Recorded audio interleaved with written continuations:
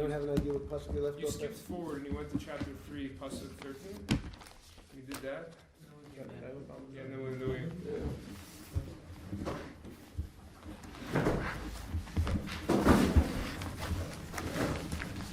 we We did your base. We did 12.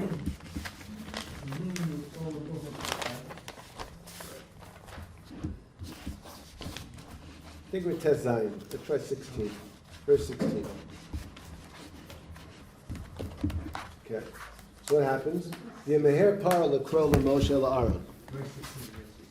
Chapter 10, verse 16. V'yomer chatasi l'Shem Elokeichem v'lechem. So again, we see over here that God gives him a period of time in which he has free will.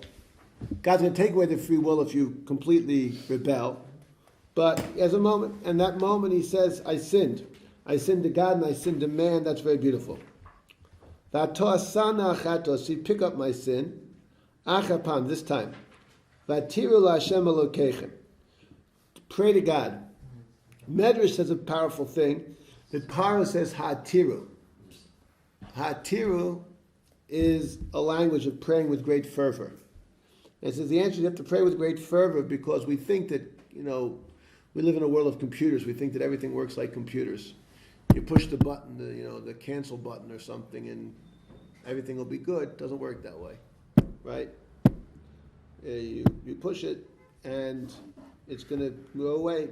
Paro knows that Moshe Rabbeinu have to pray with great fervor to get what he wants. So the Yetze mean Paro, Moshe Rabbeinu is a good guy. He leaves Paro v'yatar. He works hard to shkad. V'yafoch Shem Ruach Yam, and he turns the sea wind. Chazak Ma'od v'yisais Arbeh picks up the locust v'yitka'u Yamasuf, and they got Yitka'u b'Yamsuf.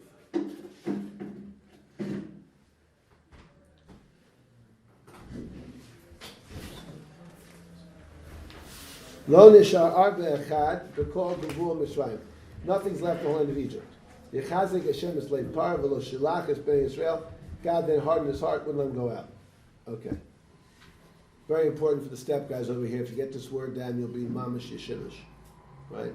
So here we go. This is like you want to become, you want to be yeshiva like. Here you go. V'yomer Hashem o Moshe netei yad chol hashemayim. The third plague of every set, of course, is without any warning. You should know yourself. V'choshech al eretz Mitzrayim v'yomesh choshech. Rashi. V'yomesh choshech. So Rashi goes through a whole bunch of ideas. The last 3 lines in Rashi 21, he brings the Medrash. That's all I want. I want the Medrash's answer. Everyone got me? Yes. 21, the end. Someone who's got an art school, tell me where it is, please. Is it the Medrash says? 298? No, sorry, 98. 98. And where is it? You see it? These guys that got it? The Medrash says, Poser Lashon Memashesh B'tzarayim. He's feeling reality in Shayakafo Makupa. It was doubled up and doubled up. It was coarse. Achahaya Bo Mamash until it had Mamash in it. Now you know what mamish means. I'll see you back in 3 minutes.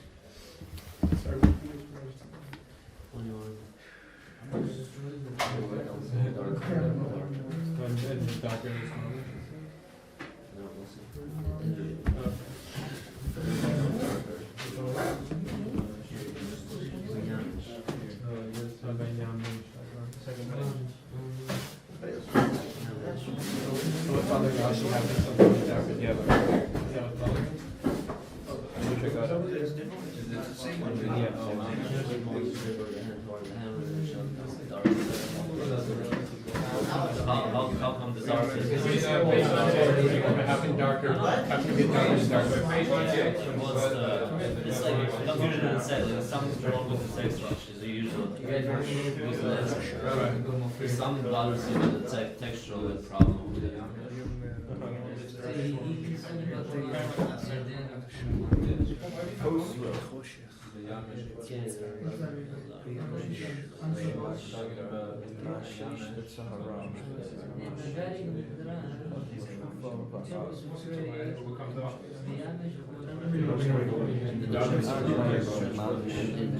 So the question is, what does the word Vayamesh mean? Are we doing this whole Rashi 21? Vayamesh Choshech. So His answer is Vayamesh the Choshech. darkness was double, yeah, redoubled. so we're talking about Vayamesh. Yes, that's the word. And Rashi says that it means it's like it's kind of indicating a moving up on the spectrum of the level, like on the spectrum of darkness. It's just turning the knob on the darkness, darkening, even making it more. Yeah. Darkening, darkening. I'm assuming you could use Vayamesh. He doesn't just say it's really dark. No, he's saying it's black. Yeah,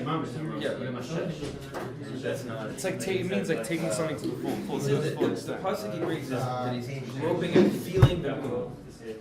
He's feeling the moon. Feel the nude, sorry. Feeling and the day. Where does And he says it's doubled and thickened and I'm sorry, which one are we doing? The first one or the second one? oh, over here.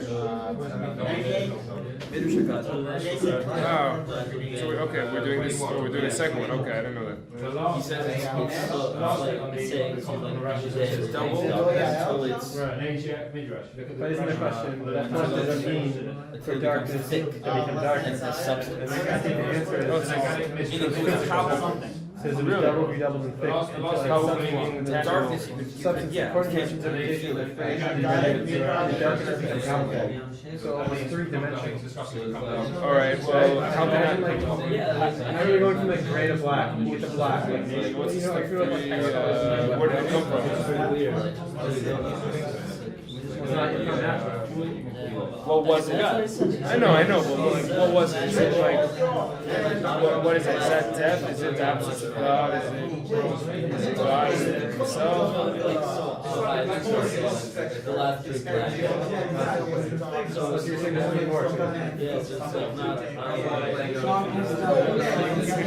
How can darkness be palpable? What does that mean?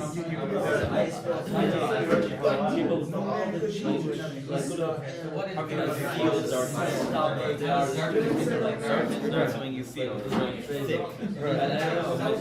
How is darkness thick? And why is that happening right now? Like, what is it about this plague that is like the essence of the meaning of this plague that needed to be palpable? God basically took the most intangible thing, the most unseeable thing, and made it like feelable. And in fact, it's kind of a paradox. Like they can see the, you know what I mean? Okay. I don't know. What's bothering Rashi, Alex? Does it mean that the darkness became something? No. You can't be dark. Where's Adam when we need him? Is Adam back there? Not hiding? No. We've substituted Adam. Guess who's substituting? David. Hi, David. How can dark become dark? Step, guys. You don't know. David's a special person. My steiging is from September now. He's learned 2/5 of Chumash. When something strange comes up, he recognizes it right away. David, what's bothering you? How can darkness be darker? No, it's philosophical. No. Yes, Alex. What does this word mean? I've never seen it before. Never seen this word before. What's this word mean, right? The word for darkness is the choshek, v'yichach sheikh, right? What's this word memshin? I've never seen before. What's going on? I've never seen it. And here's even more. Here, if your mamish do a word search, you never find the word memshin again. What's going on? That's the problem. Yes. Well, if that's his question, then why didn't he ask that question before the previous Rashi, which seems to be using that word? Why should we understand the word before he asks the question? So Rashi always sets up, and that's what we're going to do. Well, if we had time right now, we'd sit and do it. Rashi always says, I have to first set up context for you, and then I'll tell you what the word means. So Rashi doesn't do words in chronological order. He does an understanding order. He says, you have no idea what's being talked about. I'll tell you what's talking about. Now you can see the words are going to fit in this box over here. Okay, so that's what's going on. Okay, so the answer is what? We're not going to stick Yosef. Put Yosef in the fire seat. What are you doing? You guys aren't nice. You can tell these step guys haven't learned enough Musa. Okay, Alex, go ahead. Saying that it means darkness, and it's the fact that it's getting darker means that it's like going to be like a tangible darkness in a substance. Huh? What did Rashi say? Until it, for the darkness was doubled, redoubled, and thick until it had substance. Right. So could you just look at Alex's, Alex, I don't know what color, only your mother knows. Brown? What color are your eyes? Brown eyes. Brown eyes. Handsome, deep, beautiful, dark eyes. Could you please ask Alex the question, get Alex to look in your dark eyes, and you would direct a response rather than reading the Rashi back to me? Yeah, go ahead. Step one. Step, guys, watch this. Step one. Right, we're all after you. It's just your name. Yeah, go. I've never seen this word before. What is it? It means that it's darker. It means that the darkness is becoming a substance. This means, Becoming substantive. right, just, why just do it like, come on, you do like a little feeling, just, Alex. Becoming substantive. You feel the darkness. That's, Alex, try it with me. Come on, I'll show you this, right? I'd button my top button, I'd look good for the camera. Go. Yes? I've never seen this word before. What does it mean? Beautiful question, Alex. Outstanding question. Rashi goes all around. He doesn't know what the answer is. He wanders around the beginning over here, can't find it. He looks, the Medrash asks the question. It comes from the word mamish, right? Like, you know, all these Yeshiva step guys, like they try to pretend that they've been here a long time, so they say mamish all the time, right? Like, you know, with Baruch Hashem and mamish. So mamish means it's physical, it's real. That's what it means. The second mem got taken away, right? That's going on, but it comes from the word. The darkness was a physical darkness. Good, Alex? Good, thank you. Now we should be able to handle step 3. Step 3, hello. What does that mean? What does that mean? Why? Why do we have to have this physical darkness? Why can't God make regular old-fashioned darkness? Step guys, we're okay? Yeah, we got it.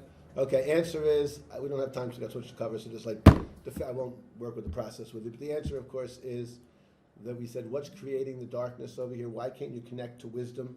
It's because you're coarse, you're physical. That's the word that Rashi wants to use. She'akafel mekupol va'av. Av, I don't know how they translate it in English, but av usually means coarse, unrefined. You know why you don't see deep things? If you're thinking all day about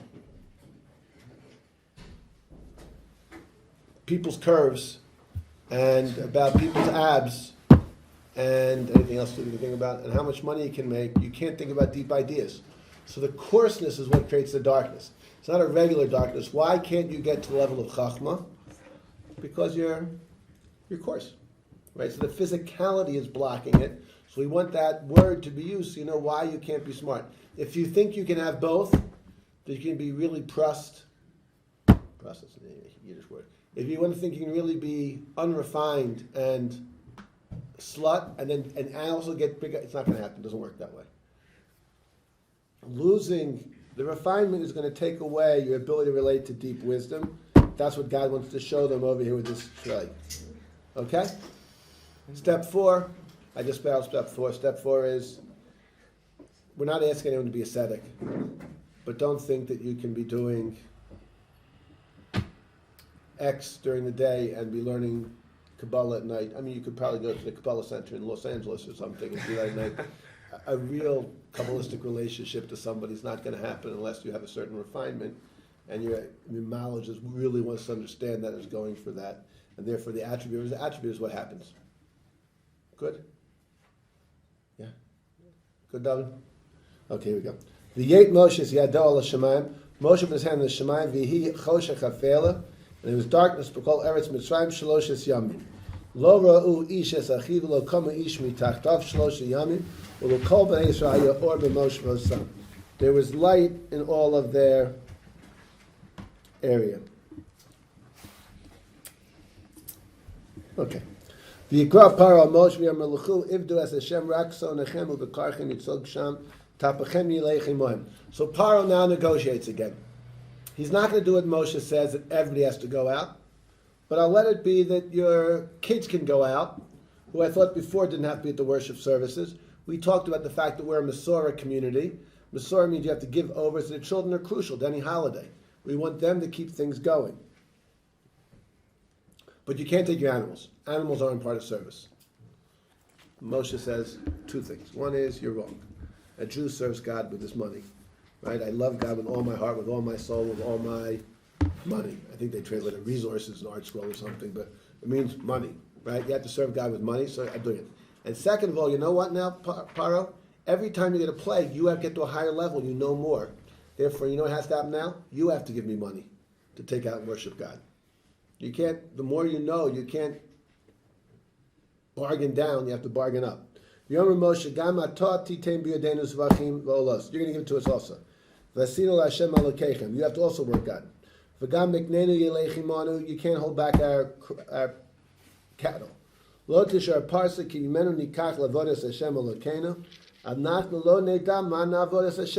know how we're going to serve God. What's He going to ask me? With my head, with my heart, with my body, with my money. We have to be ready for everything. A Jew has to be ready to serve God with his head, his heart, his body, and his money. Got to bring it all there. Paro wouldn't do it, so God hardened his heart completely. V'lo ava l'shalcham.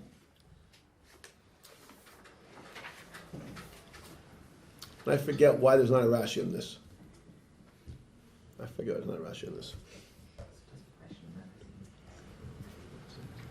Okay. Seventh word in verse 27. V'lo ava. What's that mean? We don't know, right? We've never seen this word before.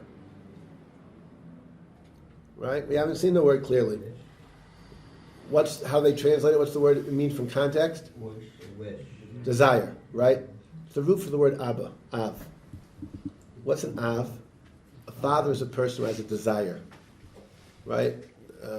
Trying to keep it a little bit refined. Medrash explains that how does a regular bacher, well, let's not go that way. Okay, we'll fill it just for the legalistic ones over here, right? How does a regular bacher become a father? So the first step is you get married, Kedushin, that's what you're learning right now, okay? Then after your Kedushin, how do you become a father? So the only way that you can produce semen, you can produce fatherhood, is by having a strong desire to love and give to somebody. Then you have semen, and you create a child.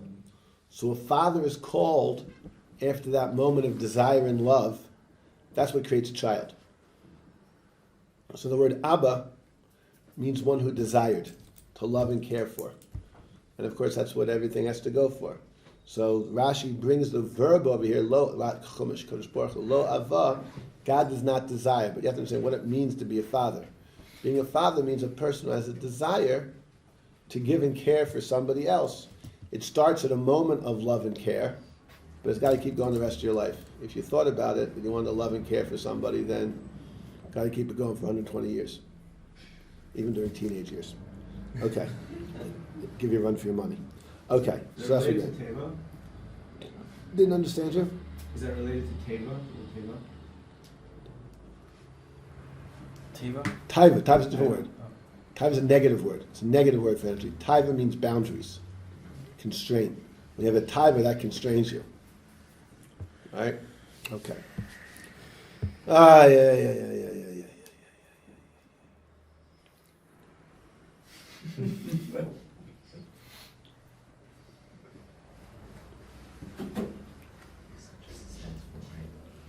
Any step boy want to put their head in the news, just like, just okay. Who's brave? You're brave? Good, okay, I got it. What's the name, Josh? Okay, Josh. Who needs Josh? We got Ben. Hiya, Ben. Hi, how are you? I just want to show Ben what happens when he misses class, like he's never... Ben, we want to know, we're having a deep conversation. What's the word Cain mean? Cain v'lo. You said this right before Yom Kippur? Oh, no, did I? Yeah. So it's not about the Zohar. Oh. So like Cain, was pressing it. Here's the date again. So I'm going to look it up. Okay, but Ben's looking it up. Ben, you'll get it right again here again Indeed. now. No. That's my art scroll. Yeah, art scroll? Okay, yeah, so... Art scroll eye roll. Come on, Josh, what are they doing in Hebrew school for you? You said Cain meant... Yes. Yes. Wrong. Abel's brother. Let's watch this again. Wait, let's do slow motion, Josh. Okay, Josh, what's Cain mean? No. No. Right? What's Cain mean? You tell me. Tell me yes. Yes. No. Right? Okay, that's what it is. So you'd think that Cain means yes. Cain does not mean yes. Cain, of course, does not mean no. It's neither black nor white. It's something else. Okay. Do you believe me, Josh? Sure. Good for you. Next Rashi. Okay.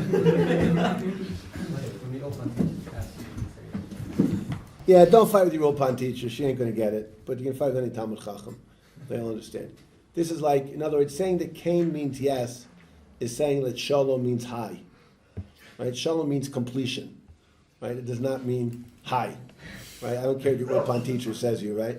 I want you to be complete. I walk up and I tell Daniel, Shalom. Right? And we're saying, I want completion to be upon you.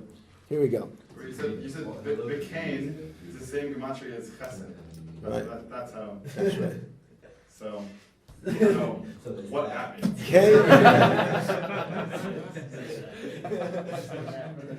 Cain di Barta. Cain di Barta. Yafa di Barta. I saw your English translation's wrong, so just follow me. Alex, what does Yafa mean? What? Nice. No, it doesn't mean nice. It means Yud Po. If I tell you I have a nice girl for you to go out on, are you excited? Oh, no. No. If I have a beautiful girl to go out with. Yes. Yes, okay. Yafa means what? Beautiful. We have a wimpy class of you. Beautiful. Yafa means beautiful, right? Rashi says, Yafa de Barta. Beautifully you spoke. Not nicely. Is that what your English say over there? Properly. Properly. Even worse than Alex. At least Alex has been proven on that. Properly. Right? Yafa. Beautifully you spoke. Bismano di Barta. In the proper time you spoke. Emesh shalo osif od ra'os panecha. You're not going to see my face anymore. This is the last time you're seeing me. After this, you're going to be destroyed. 29. Guess what your job is to do? I'll see you back.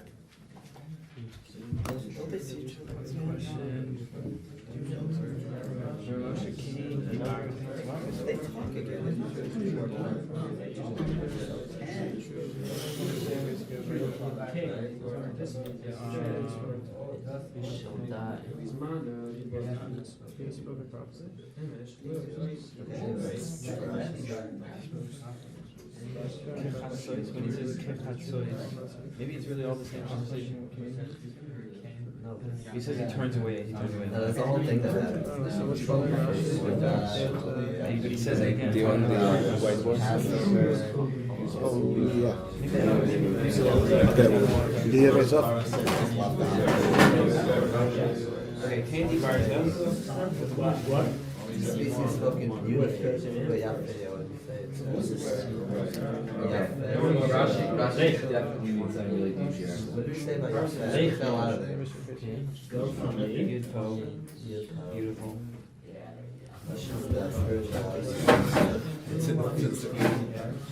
But what's the question? Candy Barta.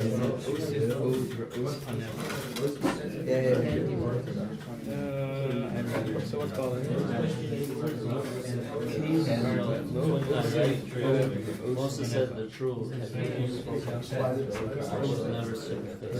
But he doesn't use the word MS, does he? It doesn't make sense. Pyro says, Isn't true? In the day you see my face, you shall die. right. True. I shall never see your face again. Maybe Candy Barta. that's not what he Rabbi. said. Yeah, he said like. He said, I'm You got gonna, it. next time. If you see my face again, you're Yeah, if you see my face again, you're gonna die. yeah, that's fine. And he says, he says Candy Barta. The father said like. I shall never see your face again. That's not what he said. If you will see my face again, you will die. Do not see my face again. And he says true to the first part, not the second part. It's true, you have you speak too much and never see your face again. What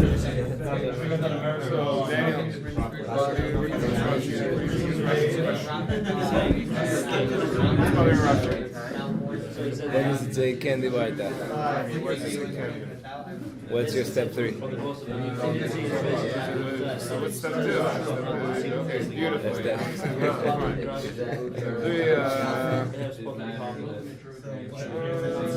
missing Father Rashi? Is that supposed to say that it's true when it's not true? It is beautiful. No, probably not.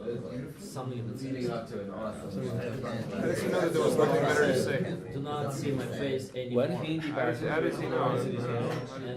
And he says. How does he know that there's nothing better to say, no better time to say it? What did it say? You got another question for Rashi? Yeah. Okay. I don't know. Ian, what's bothering Rashi? Has to do with, what's the word can? Don't be wimpy, don't be wimpy. You got a very beginning step, guys over here. They gotta hear the question strong. Otherwise, they're gonna think Rashi's just a commentary. So, Don't look at Alex's deep brown eyes. What's your name over there? I'm sorry? What's your name? Me, David. David, what color your eyes, guy? Brown? Brown, beautiful? Sure. Good, okay, go for it. You can look at David's. David's beautiful brown eyes. And give him, what's the problem? Why he's gotta think about this? Why can't they say it means yes? so, why is Moses saying that what he said was true? Or what, No. like, maybe, what does can mean? Have to do with that? Wimpy, wimpy. No, I don't know. Can be dark. He's I have blue eyes. They're beautiful, described in all kind of different music, right? You can look at David's eyes. I want him to get it. I got it already. I'll just go for it. I might get it wrong, but Candy Barta, yes, yes, you spoke. What is that? That doesn't make any sense. Yes, yes, you spoke. That it's a nonsensical phrase. If Cain means yes.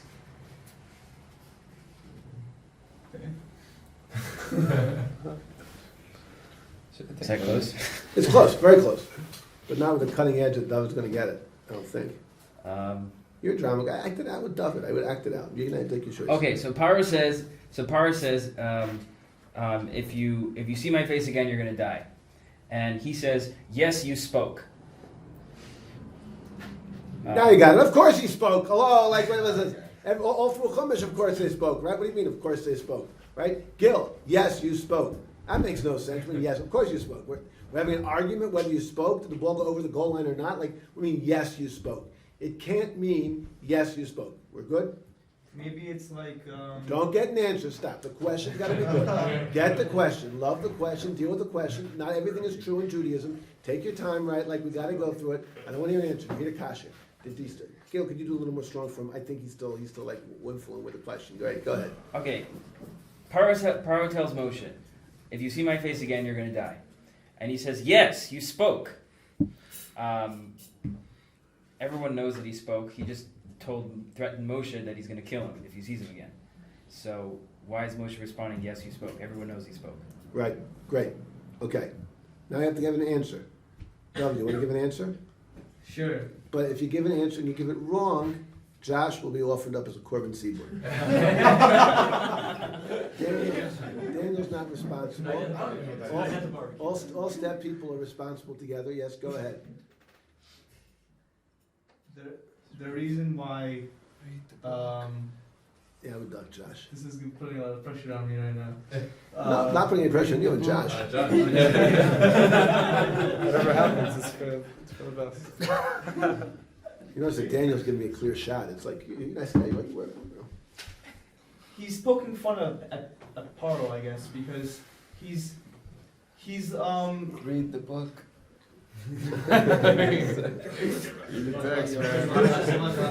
What's Rashi's answer? What's Rashi's? Chance, give the guy a chance. They saved him. No, they saved him. They saved him. No, they saved him. 100% right. Step 2 is we don't really care what you think right now. Rashi has thought about. He's a genius. Rashi's learned all the midrashim. Rashi's going to have the answer. After you see Rashi's answer, you'll say, "Oh, do I like Rashi's answer or not?" Then you get the step 3 question. But you can't open your mouth until you see your best friend and wisest friend Rashi talk. Right? So like, don't even do it, Josh. You got saved. They all loved you over there, right? Like, you know, the Machon Shlomo guys gave and saved you and David. Okay. All right. So good. What's the step 2 answer, Jacques? Step 2? Yeah, Oh, what's the answer? it means you spoke beautifully, like perfect speaking. Like you wanted to. It wasn't only you just spoke. You couldn't have spoken better. You couldn't have spoken more beautifully. He says Yafe dibarta, uvizmana Okay. dibarta. So It forget means it. Good. Spoke Okay. beautifully and Spoke any beautifully. time. Okay, David? Is that like the best? Could you have ever said as good as that answer? No. Of course you could. You don't understand what the answer is. What do you mean? Of course you could say better than that answer. At least your answer you probably understand. Rashi's answer you don't understand. So you have to do a step 3 step, which is what do you have to do over here? Daniel, please. Why? What? Come on, a little drama here. These guys are falling asleep on you. Come Another on. chance. Come on. What? What? What does that mean? You spoke, you're going to kill me? You spoke beautifully? Let's do it again. Let's just figure out. Do you want to play Paro for us again, please? Sure. I'll play Moshe Rabbeinu. Go ahead. If I see your face again, you're gonna die. You spoke so beautifully. Thank you. What? What? What? You spoke. You're going to kill me. Thank you. Wonderful. Good. Like this is some kind of like response to what do you call that? Foul mouth people in sports games.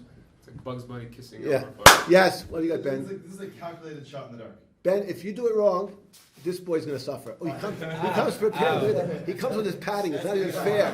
It's not even fair. I think it's possible that the concept No, of Stop. Yeah, Ben. beauty and its time means it's almost like he's speaking out Hashem's will. So it's possible that Paro is saying Hashem's will in the world. And so Moshe is saying, well, you just said God's will. It's true, I'm not going to see it anymore. Could be. Possible. Yeah. Okay, let's go over here. So what does Cain mean? Yes. Who said yes? Who said yes? he just gave me.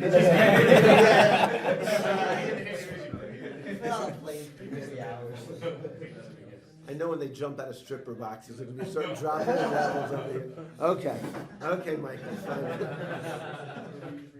Fine. I didn't see the show Chicago, but I understand what it's about. I got it. Like, Oh, you read the book. You're back in Chicago. I didn't read the book either. But I understand it's about that type of city. Okay. So good. Okay. Alex, what does Cain mean? It means Yafeh, means Hazman Nachon. Right. Step 3. Daniel says, What? what? What does that mean? Okay, so we have to know what beauty means. We've talked about beauty a couple of times, and we get to applying beauty. Beauty does not mean beauty, right? We talked about Hanukkah time. There's 4 different types of beauty in the world, based on different cultural relationships, right? The Eastern world likes beauty that's not realistic. Greek world likes beauty that's realistic. African world likes beauty that's dominating, right? And Jews like wisdom that brings out the spiritual world to the physical world. The word beauty means yud, spiritual. Yud is the smallest letter in the alphabet. Yud is the only letter that doesn't touch the bottom line in the alphabet. Yud stands for spirituality, wisdom. We actually now can see that. I couldn't show you a source before. I remember somebody asked me, but you can see it in Bishalach. Just want to see it in Bishalach. Next week's portion, Rashi is going to say this on Az Yoshir. Chapter 15, verse 1. 15:1.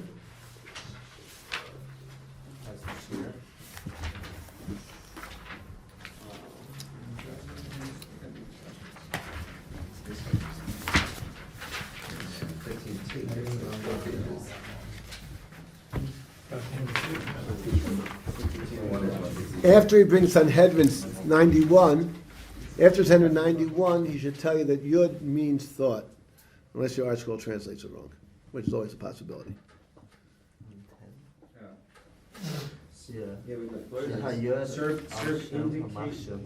May serve to indicate intent. Unbelievable!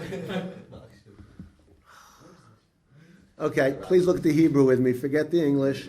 Okay, in the art scroll, second column, 4th line down. Okay?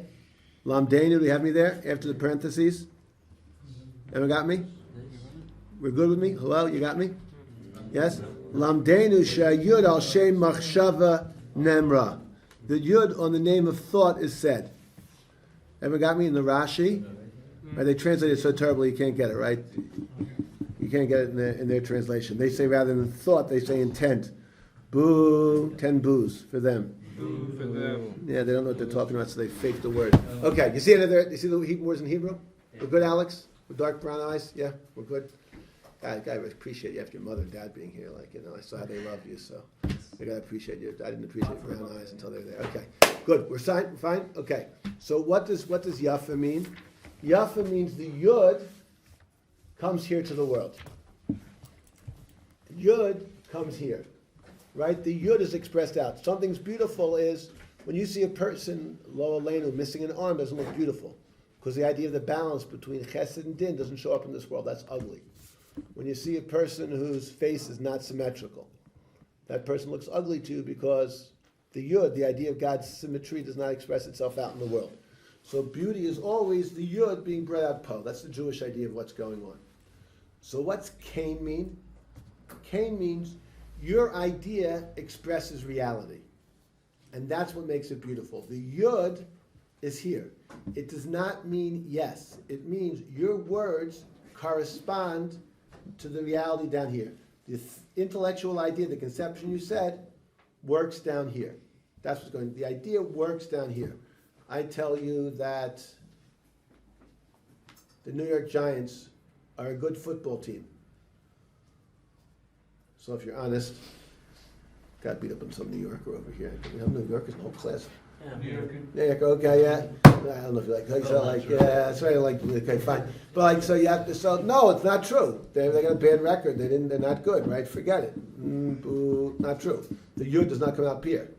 If you say the Philadelphia Eagles are a good football team, then you got the yud po, right? And that's true. That's correct. At least until next Sunday, right? My brother's very happy to be in the stadium this Sunday. Shabbos, actually. Okay, Motzi Shabbos, 8 o'clock? Yeah, 8 o'clock, you're right. He told me, he did tell me, actually he did. Right, okay, yeah, I forgot, I was overly judgmental. Right, okay, so the Yud is Po. The Yud is Po. That's what's going on. So that's what makes sense. So what happens now? Let's do the conversation again now. Be faro for me, Gil. Moshe, if I see you again, you're going to die. Cain. That Yud comes down here. You're right, that's Yofi. You said properly. What you said conforms to reality. It's not beautiful, because it's not beautiful to say you're going to kill me. And it's not just, yes, of course you spoke. But what you spoke will become a reality. The yud will come here, that's appropriate. When's kaf? Yeah, good for you. Ooh, Daniel. Okay, so Danny asks the next etymological question, and less of the fact that I love Dan, we wouldn't answer it, but we'll answer it right, of course, because Torah is so beautiful. So he wants to know, what's the chaf mean? Why is it in the yud? Nun, right? What's the idea? So there's a deep idea in Torah that the physical world is never an exact representation of the spiritual world. You take something from the spiritual world and you bring it out to action. In other words, I remember as a 5th grader, and they started this new math with me, and they're telling me that like lines have no breadth. And I said, what are you talking about? Draw me any line, and I'll show you the line that's breadth. And lines have infinite width, and I'd say, what do you mean infinite? Like, you know, it ends here. As in 5th grade, and I was also very arrogant. Not arrogant, I was stubborn. If I didn't understand it, I was like in a fight with it. So I had this poor 5th grade teacher, like, you know, and my parents didn't understand new math, so they couldn't explain it to me, right? So like we were fighting around, I said like, you know, but that's the idea, right? You can only approximate with diagrams what's really happening in the spiritual world of mathematics, right? So rather than saying yud, what do you say? It's kaf. Kaf, you put a kaf in front of the word, it means what? Like, approximately like. Nun, I bring the idea all the way down. So Cain means the idea that you said will experience that in the physical world approximately like you said in the spiritual world.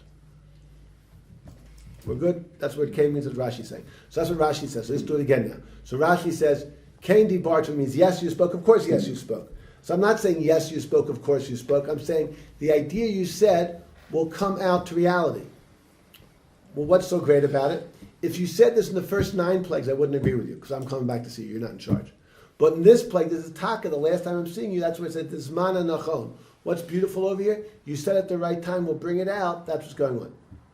Great. So far, so good. Ben, before you just get a question, we're good. Everyone's good? Step guy's good. David, you look so excited and happy over there. It's just mama should be out to hold you down. Yeah, we're good? You can ask, do you have a better shot than this, Rashi? No, you don't, right? So the first thing we do is look at Rashi. And then after you say what your shot is, right? Like, unless I really, you know, if Alex invites you out for a third meal, shalashuda someplace, You can make up gematras, do whatever you want. That's off campus. You can enjoy yourself. I'm not responsible for Shal Shooters Torahs. It's fine. Yes.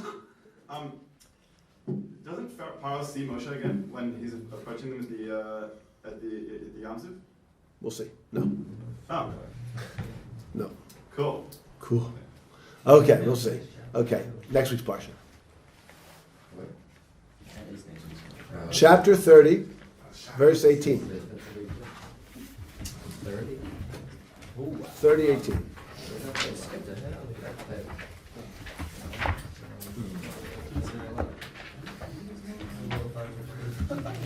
Page. In this case, we might get the bar. 30:18. Okay. So what's it say in 30:18? Alex, do a read for us, please. You shall make a copper keyboard and its pedestal of copper. Oh man, I tell you, art school, I can never figure out what is going on. Pedestal. Pedestal. No, pedestal the right word? I don't think so. Pedestal. Pedestal. I don't think that's right either. Okay. Maybe it's right. Okay. So look at the text. What's the word for pedestal in Hebrew? Kano. Kano. It's a yes word, right? The same word as yes, right? A kano. It's yes, right? Rashi, of course, doesn't understand it. Rashi says it's a basis. Got over this to Rashi? Yeah, base. Right? I'll see you back in 3 minutes. Go for it, guys. Explain this Rashi to me. It's a base. It's a keyword. It's a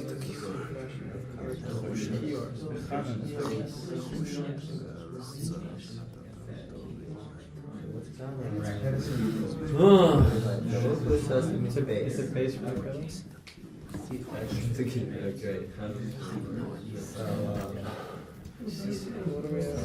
No, I'm saying is you're gonna make a kettle and you're gonna make a holder for it. So he has to say C. What does What is based on the door? like the coffee urn. Because you can take something and Urn that holds water before water has to so that's the Plain translation. Urn.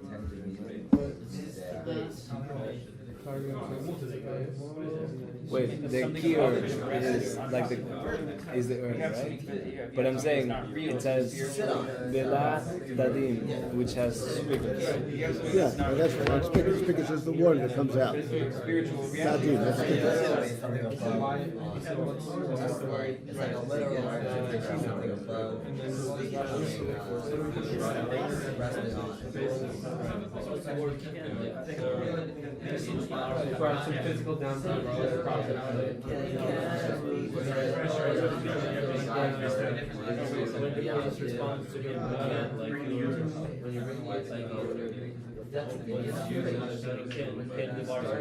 yes, you said. And so by building as a pedestal as a base, then from there the will of God. maybe just the like a playing field for shopping. It's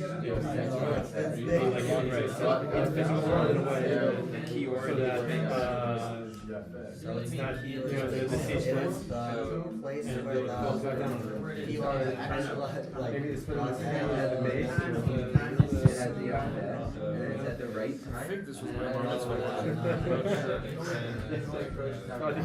Okay. Daniel, yeah, go ahead. Okay, what's bothering Rashi, Ari? Why are they using the word Kano as a base? Right, well, there was the word yes for a base. What's this is a yes machine? What's a yes machine got to do with it? Jason, answer is? Last line. No. I can't, that's what, we just answered that question. That's part of it. I mean, it's part of the seat fashion because of the thing, that's. It's the base, right, boom. He said that in the question. It means base. It means base. Boom. Okay, step 3, Jason, go ahead. What's the problem? Huh? Yeah. How does this answer anything? What's going on? Huh? What's happening, right? So, of course, the idea is we saw that what does Cain mean? Cain means I take the yud out. The idea you're saying fits into the world. It has a base in the world. It's founded in the world. So just like truth, when I say Cain, I'm saying the idea you spoke resonates and is appropriate to the world. A base is something that's, we call it a pedestal here, it's something that connects something to the world, it makes it proper, right?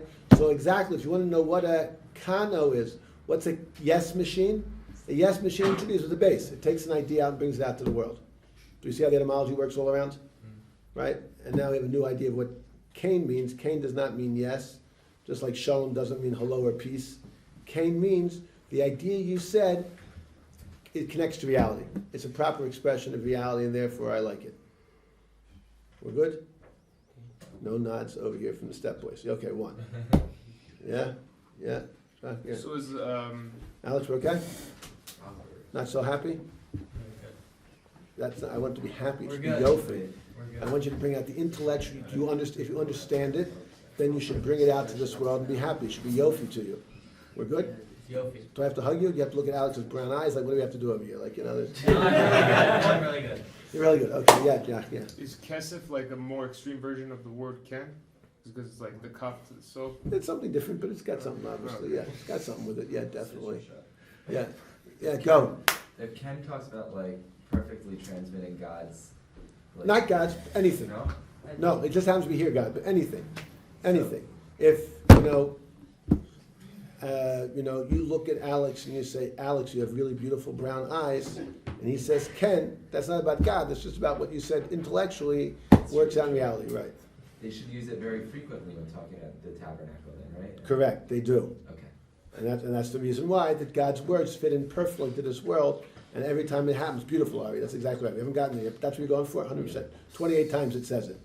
Oh, I see the big vision fits over here. That's what Moshe Rabbeinu is doing the whole time. We'll get there. Good, beautiful, right. Okay, back here again. Okay, here's another grammar point, guys. Maybe I have to let the step guys go. When is your class? 5:15, so we should. At what time? 5:15. 5:15, okay, good. So we can try and get one more word down. This is a very important word. If nothing else, you came for this. It's every bacher's dream word over here, right? Here we go. So, yeah, there you go. Yud Aleph Aleph. V'yomer Hashem o Moshe, o nega echad avi al Paro, v'al Mitzrayim, achrei kein yishlach esem mizeh. And afterwards I'll send you out. Here comes the words. Now watch them carefully. Don't look at your English translation because I'm sure it says gobbledygook.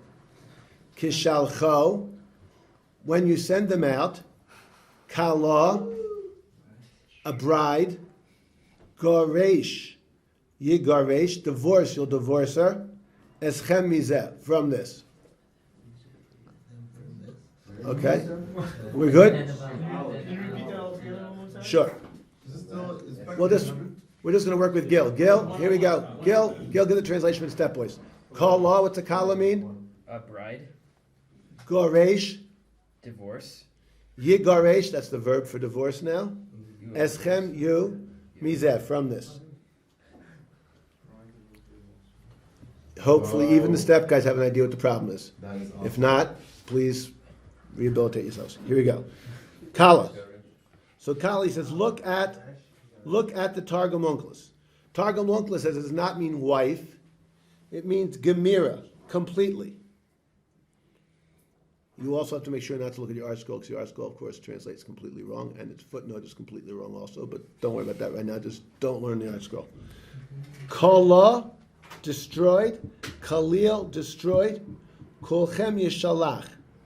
What the word here means is you'll be destroyed and sent out. Give you 5 minutes, I'll see you back.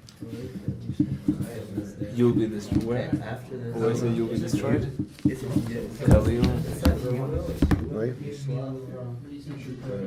Oh, it put this in parentheses. We have it. Khalil destroyed. Khalil completely destroyed. Kolchem, all of you mishlachos, and all of you out. One more thing.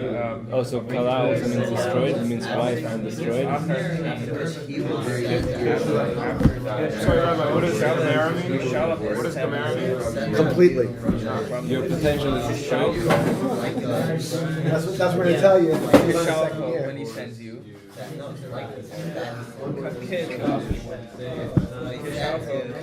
Sorry. Garish is 10. So,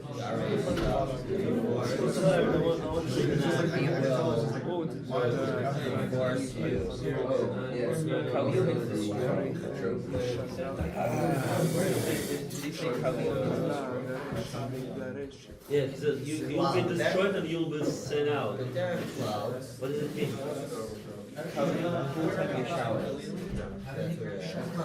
You ruled them.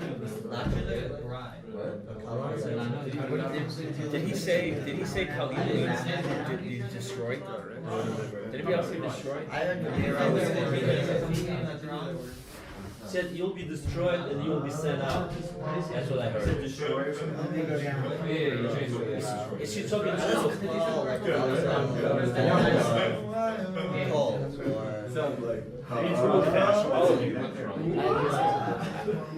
truth? All of you will be sent away.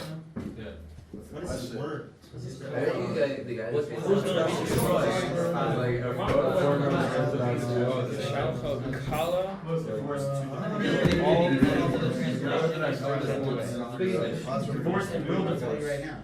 Okay. Okay, so step one, the question is, why is he going to send them away like a bride? Completion. The question is, why does he send them away like a bride? The answer is, it doesn't mean bride, it means complete. Right? Like destroyed completely. So then, the question is, what does that mean? Does colony destroyed or Garrett? Garish means That sounds more like it would have to do with physical world. The question is, what does it mean to set it up completely? And why does it mean to bride? That's step 3. What does bride have to do? That's step 4. Completion. As the Jewish mission. When you get together, it's completion. Oh, Okay. We're in conclusion. what does that have to do with setting up the Jewish people from Israel? That's when they become. You gotta become the examination. You gotta go to But we were Pharaoh's bride.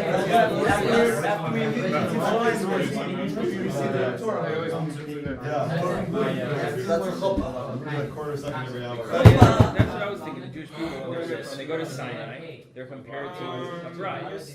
An idea about the word No, they fast. Marriage between the Jewish people and God. They fast all day. They sign a star. The example I was given was Pharaoh tells Yeah, I guess that's the holy night. if I see one more time, you're gonna be a dead man.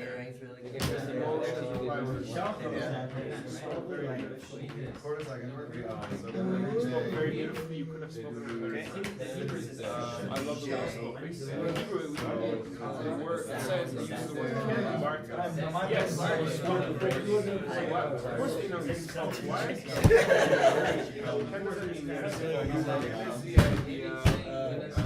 Rashi says, what is Ken meaning? Every day Yafedi Marta. Spoke beautifully. So how is Ken related to Yafedi?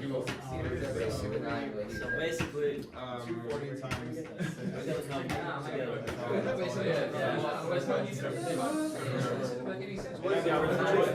Married to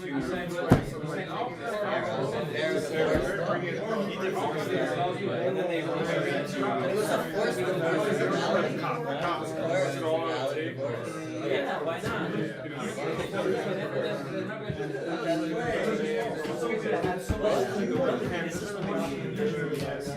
But there's another question about it. What would you say?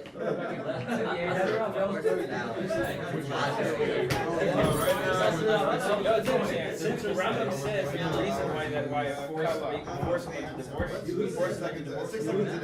what he says. I really get beat down with Ratzon Hashem that You think that Kala means bride? Directly divorce? so even though he's forced, he said I want, he say he really did want. But Paro is not a Jew.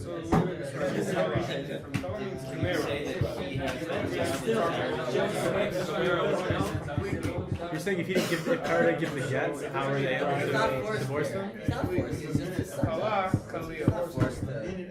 Why is it Khalil? All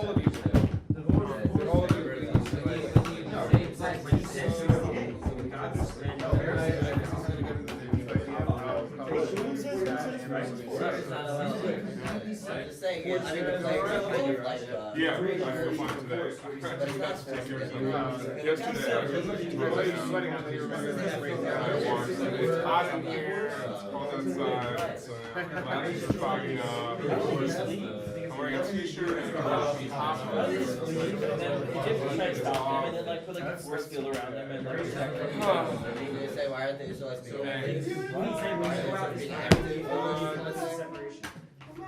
no, why don't they just leave? Why don't they ferret it and tell them to be?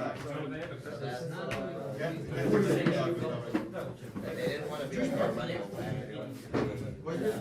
Okay.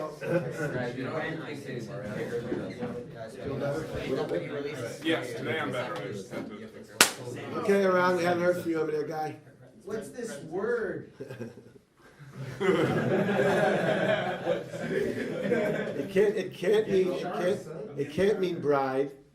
Like, what's going on? So the answer is, what's it mean? Right or left? So what's it mean, Ben or David? Completely. Like cold. Completely destroyed. Yeah, completely destroyed. Step 3 question, don't work too hard. What's it, Ben? That is what the footnote says on Rashi. I know, that's what Rashi says wrong. The footnote's wrong. Oh. At least it's going to Villan Gaon and me, right? So I guess what's going on. So what happens? Okay, so yeah. So what's step 3? What does that mean? You can be passionate about it, it's okay. What does that mean? Can you do it with both hands? What does that mean? If you don't really care about it, it's like you're not going to get it. It's like, okay, here we go. Deep idea. Step 4 is going to be very important. It tells you to pick the right towel. So carry me through. Carry me through.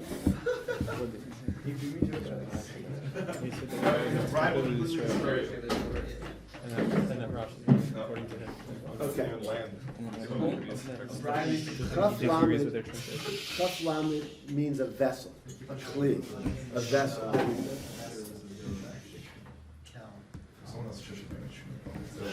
Ben, you majored in all these kind of things like over here. Public policy question. Atomic power, good or bad? Could be good. Excuse me? Could be good. And? Could be pretty bad. Right. Can you try that again? Could be? Could be good. Could be horrible. Right, we got it, okay. So cool. A vessel can go either way. A vessel is all dependent on how it's used. A knife, is a knife good or bad? Depends what you're using it for, right? Yes. Okay, what you're going for. That's what the word means. The word for vessel means all. All possibilities are open. Everything can happen. What's it depend on? Whether it's good or bad? What you use it for. Right, intention. It all depends on your intention. Now, there's an idea in Judaism that Hebrew is a beautiful language, and English, doesn't say English, it talks about Egyptian, but English would fall into the same category. English is any English majors here? I hope not. English is an ugly, disgusting, non-humanistic language. Also Spanish, don't mercy. Spanish is just as bad. Just as bad, right? So, beautiful. Right, so, yeah. Alex, what's it mean that English is an ugly language? Has no meaning, has a deeper purpose, they can't make connections with your letters. Oh, actually not bad. Good. That's actually good, okay. I was trying to beat up on him that he wasn't going to use the word yaffa that he just learned. But the word yaffa means that the ideas don't carry out your poet. They don't catch you out. It's called an ugly language. It's also called a holy language. It's a different question. But it's called a beautiful language because the ideas, the concepts of language, are the way the world exists also. One of the big ideas of the world is when,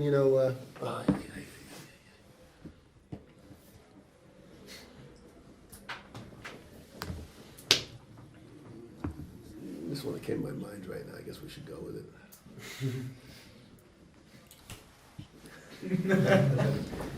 Low life person, yeah, really, you got it. It's low life. So, I guess this is probably 15 years ago now or something. We didn't have a car, and my wife is ever a great camper, but she really wanted a car. And I said, it's not the money, we can't afford it, we just can't do it. No car, we're walking around, we'll do it. So I gave a series of 3 classes once in the neighborhood. And one of the people who came to the 3 class after the 3rd class, he came over, and of course he was brilliant. And in front of my wife, he says, Rabbi, those were the greatest classes I ever had. They changed my whole life. I used so much good. I'm going back to Canada. He says, I know, see, you don't have a car. I would like to give you my car. So, I said, we'll think about it. And my wife said, sign on a dotted line, right? And he leaves the house. And I said, Gila, we're not taking this car, right? He said, like, no way, we're not taking this car. I give good classes, but no one gives me cars after 3 times for good classes. Forget it. The intentions here are not right. Something says, what can be matter with giving you a good car? What's the problem? What are you doing? Bum, bum, bum. Okay, fine, good. Okay, good. So, a week later, get a phone call from a person. Is it possible that Dr. X offered you a car? He said, yeah, strange. How'd you know that? He says, oh, well, Dr. X is getting divorced from his wife. And he's trying to clear himself of all of his goods so that she won't be able to collect anything from him. And we heard a rumor from one of his friends, he's giving you the car. Did you accept it? I said, no, I turned it down. But could you please tell my wife that? Right? You know? Right? Like, you know, hello, like, you know, I got it, you know. So a gift all depends on the kavanah, the intention, whether it's a good gift or a bad gift. Everything depends on the intention. That's the world we live in. Po, the yud of the po is, in this world, all I can see is the action you do. But the intention, the emotions, and the intellect I can't see. That's why Hebrew is beautiful. Because Hebrew is written as a non-vowel language, right? Hebrew is, you know, whatever it is. You know, it's written like that, and you can't tell whether that means boged or beged, right? You know, you can't tell what it means. Or big, thank you. That's excellent. Right? Or bogad, right? Actually, that's good too. You have a bunch of these, right? You know, in English though, when it says, in English when it says bait, what you see is what you get. You get all the vowels over there, right? If you just wrote BT, so you couldn't tell, is it boot, bat, boat, bite, balshuva? Beth Tefillah, right? Oh, right? You wouldn't know. So Hebrew, the rabbis say, is a beautiful language because it doesn't have the vowels. Just like you can't see the intentions, you have to infer the intentions. So too with Hebrew. We're good. That's why it's Yofi. The yud's out here. Okay. Now there's 2 major vowels. There's 2 sets of vowels.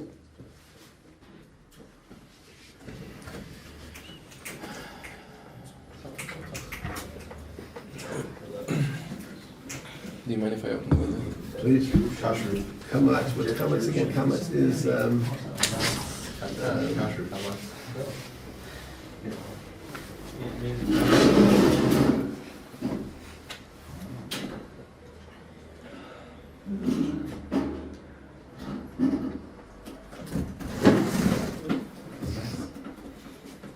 there's two major vowels in Hebrew, sets of vowels.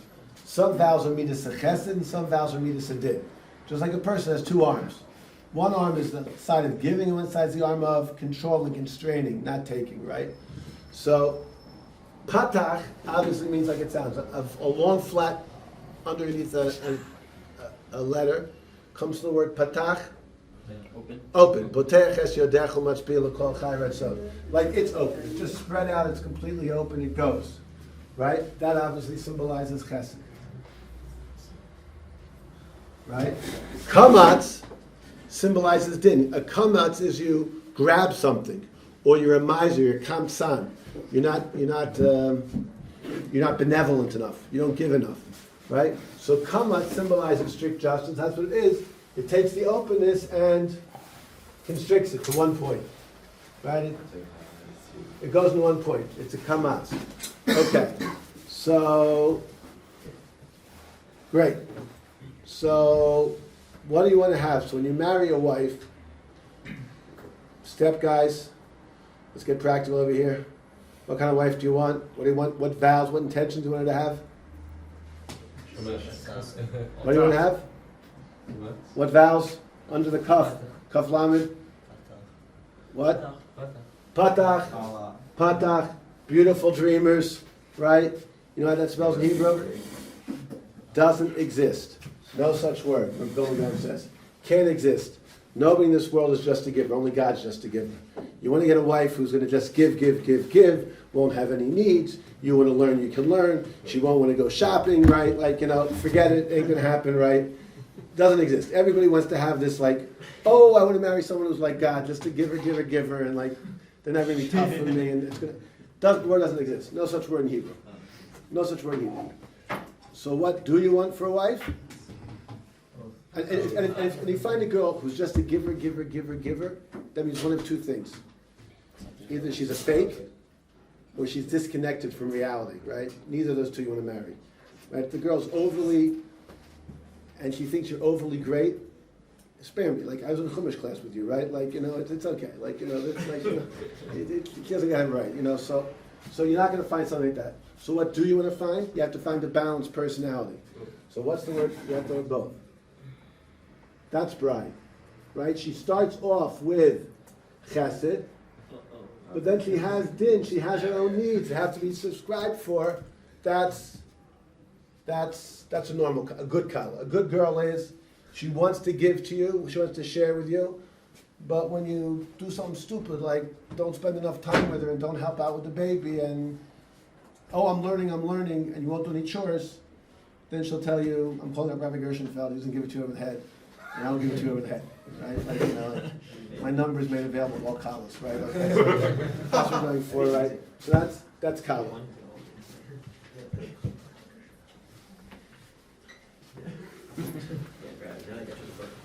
Okay, what's our third option? Din. What's that going to mean? Destruction. The vessel is here only to destroy you. That's what it means over here, Rashi says. That's how the Vilna Gaon understands this Rashi. Here when it says, what's it under kala, what vowels are underneath the word kala in the verse? Kamas. Din and din.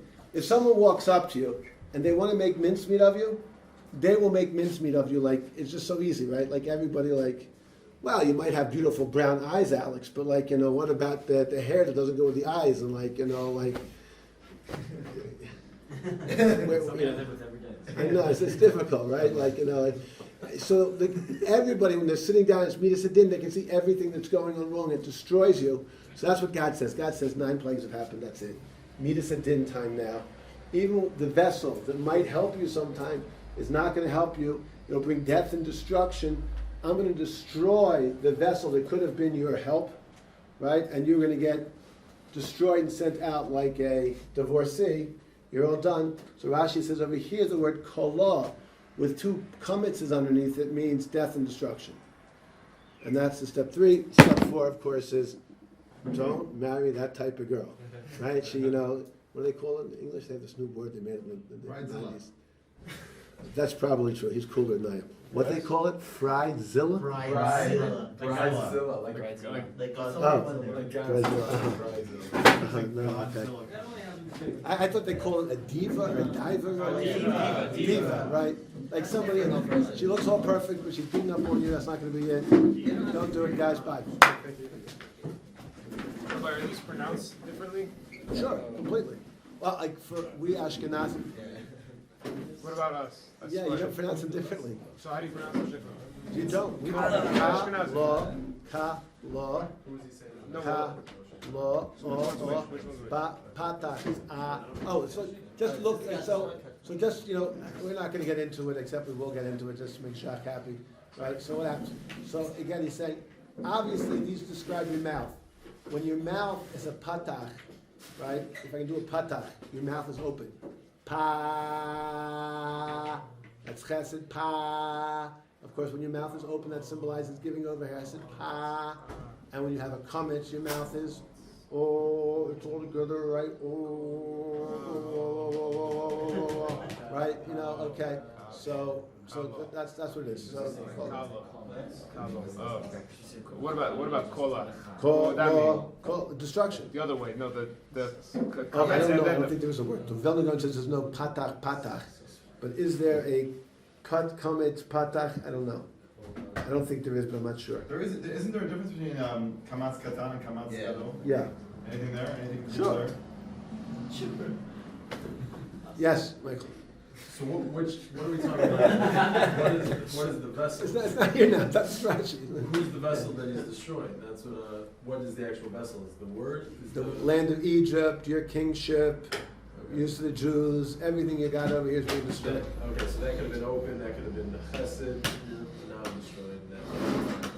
All over.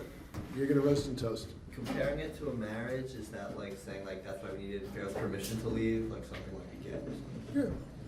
Are we gonna be a kala for God now after we leave Mitzrayim? Yes. But the kala is going on Egypt, not on us. Right. But everything's a vessel. Everything has vessels from God. Can I ask a tangent? God's a Kohen. Was there anything submerged in Egypt when we left, or as part of the process of living? Yeah, there was. Why is that important? There was. Because they just Yosef's, discovered it a few weeks ago. Yosef's Aron. What is that? Yosef's grave was in the Nile River. They buried it. Okay, over here. Good. Okay, so far so good? What happens? This is where's mine? What happened here? I did not touch that. This is yours? Oh, that is mine, yeah. So I don't know what happened here, sorry. I probably took it's that one. okay. Here you go. Okay, next part, next Rashi. Okay, base. Okay, we have three pasuk, 3 words today. You know what the word Cain means? You know what the word, right, kala means? Right? And now we're going to get the word no. Oh, what? Whoops. We're going to say it. Okay, sorry. Next Rashi.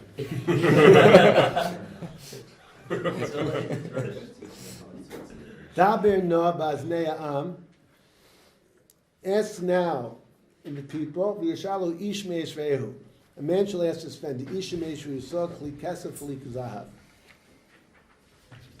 Okay. First of all, a big question. There remains famous Rabbeinu Bachya over here.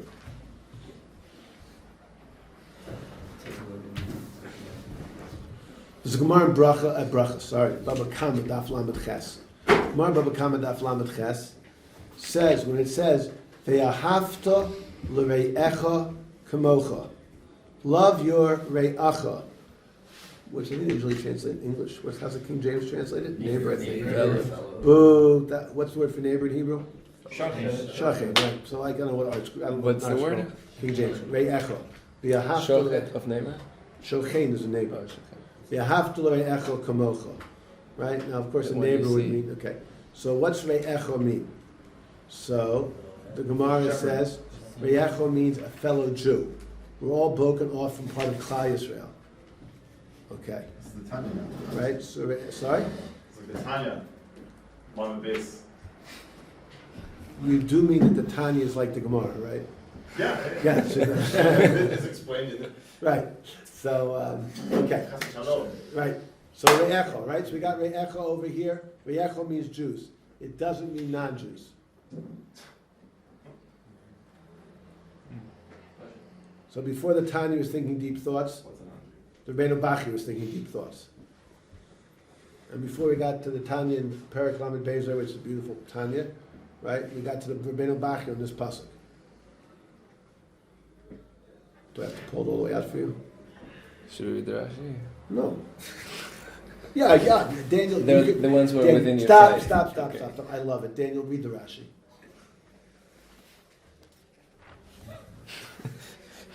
Please speak. There's no Rashi on Re'echo.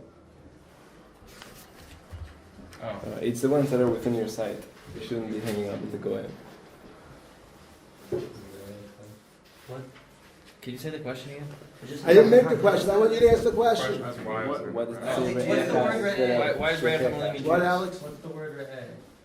Friend. Why only Broken Jews? over pieces. Why does Rashi expect us to know? Oh, that's right. Wait a second, Rebbeinu Bachya. I don't get it. The Gemara says that Re'echo only means Jews, but after only means Jews. But here we use the word for non-Jews. We call non-Jews my friend, and we had it before by Yehuda. Was called his friend. What's going on? So Rebbeinu Bachya is very bothered by this. He says it's a huge foundation. He says before the Torah was given, there was a universal fellowship of men. Non-Jews had to be your friend. They were Re'echo. After the non-Jews didn't accept Torah and we accepted Torah, now we have a new thing. Now they can't be friends anymore because they're not at the same level that we are. But the Beit Bachman's explained this pasuk that there was a universal society of mankind before the giving of Torah. When Torah is given, and the non-Jews didn't step up, now it's the people who are connecting, or my first priority is just Jews, not non-Jews. That's why this is not a contradiction to pasuk Perek Bava Kama Daf Lamed Ches about Reyecha. Do we hear that? What's going on? And he says that's why the mountain that the Torah is given was called Chorban. Chorev. Chorev comes from the word a knife, to destroy. It cut the relationship between Jews and non-Jews because Jews stepped up on a higher level to receive the Torah. Okay, now the next Rashi. Dabir Noah. Ein Noah el Lashem Bekasha. Bekasha mimcha hizir makach shelo yemar oso tzadik Avram. I ask you, please, don't say that Avram Avduvi knew Osam Kayim Ben. Don't let Avram say, God, you told me that in Bereshis that we would work and be in servitude to a foreign nation, and we'd go out with a large reward. Don't let it be said about you that we went out with a large reward, that we were punished, we did not go out with a large reward. See you back.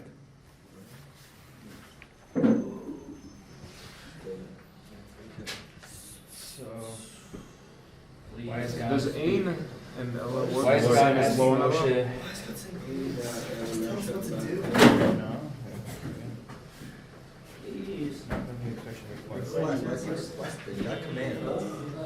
Why is Two. Level 2? 11. He already explains what Noah is earlier.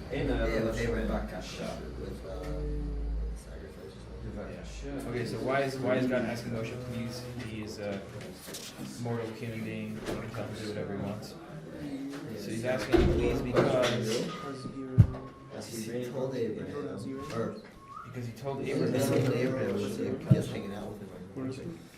Yeah. So he said that they're going to be, he told Abraham they're going to be slaves, and they did that.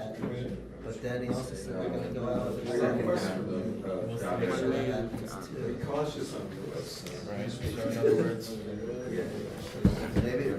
so if they don't do this, if they don't do this, they won't be. They're not going to go out with possessions. That's everything God's doing. Do you mind if I finish reading it? Oh, you want to read the translation? Could you pass me one of the Shemos behind you? Yeah, just look at it and get back. Can we get right back? If you don't do this, you're not going to have possessions. So Abraham's going to have a complaint against you. And you said you were going to fulfill this promise. That he did the bad thing. Possessions and Carried the bad things. He carries the bad things that he fulfilled enslavement. Right. Carry the bad things, not the good things. Without the treasure, Why would it want to be born? Why would it be So the one treasure. How does that answer the question? God says that he got the treasure. Why would Because why he would says he have that. Because of that, he says, please. Right. You need to do this. Because I want Abraham. What's the question? It must be that They're just like maybe I just don't It sounds like Moshe's doing God a favor. Why not? Why please? Why does all not please? God made a promise to Abraham. God made a promise to Abraham. And he's asking Moshe to do him a favor so that he can fulfill his promise to Abraham. But it's good for the people anyway. So he wants to fulfill his promise to Abraham. He's not just doing it because he wants to fulfill his promise. God is speaking by saying. The people are going to leave his creation.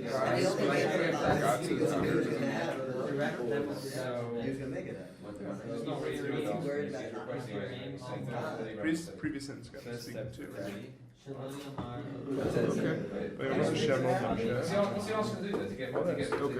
Okay, what's bothering Rashi?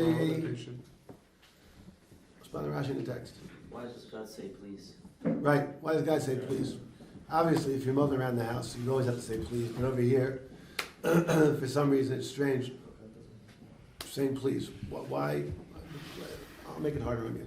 Right, so what's the problem saying please? You might as well always say please. Yeah, but what when my mom asks me to do something, she doesn't say please. She says go and do it. What she'll say at the end. Sorry, good, yeah, what? Do the dishes, please. I think you're revealing a lot about mothers now. Alex, what does your mother do? Like, go ahead. Yeah.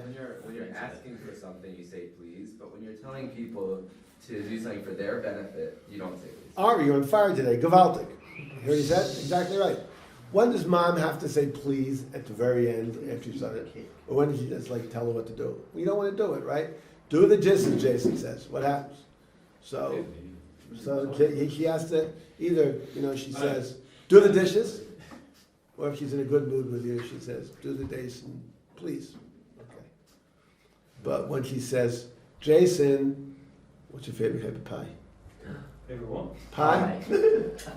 Steak and kidney pie first.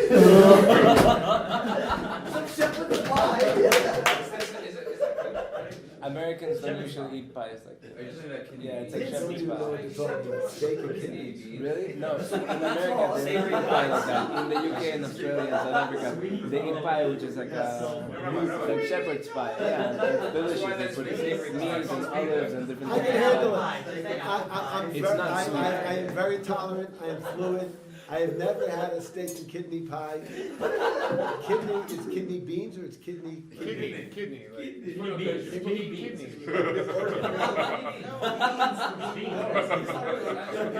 Actual kidney. I can't eat it anymore. I can deal with it. That's why I can't ask questions. I can't speak. It's also No, Jason, I like it too. The worst teacher I had in university was this British history teacher. And she was absolutely a terrible teacher, but I loved listening to her accent so much. It was great. It's just my wife used to love when we went to England and they'd have these newspaper boys wearing vests. She thought it was just a newspaper boy wearing a vest. Like, that's England, that's cool. Okay, so Jason, you're cool. It's fine. Okay, so as Ari's saying, just to visualize and concretize Ari's statement, Ari says, when Mrs. Jason tells him, Jason, please eat all the steak and kidney pie you want. I made it. It's Badat's kosher, right? She doesn't have to say please. He wants to eat the steak and kidney pie. He hasn't eaten it for 5 years since he's been from. Hello, what's going on? What's happening over here? So Ari says, that's what's bothering Rashi. You only say please, pretty please with a cherry on top when it's hard to do.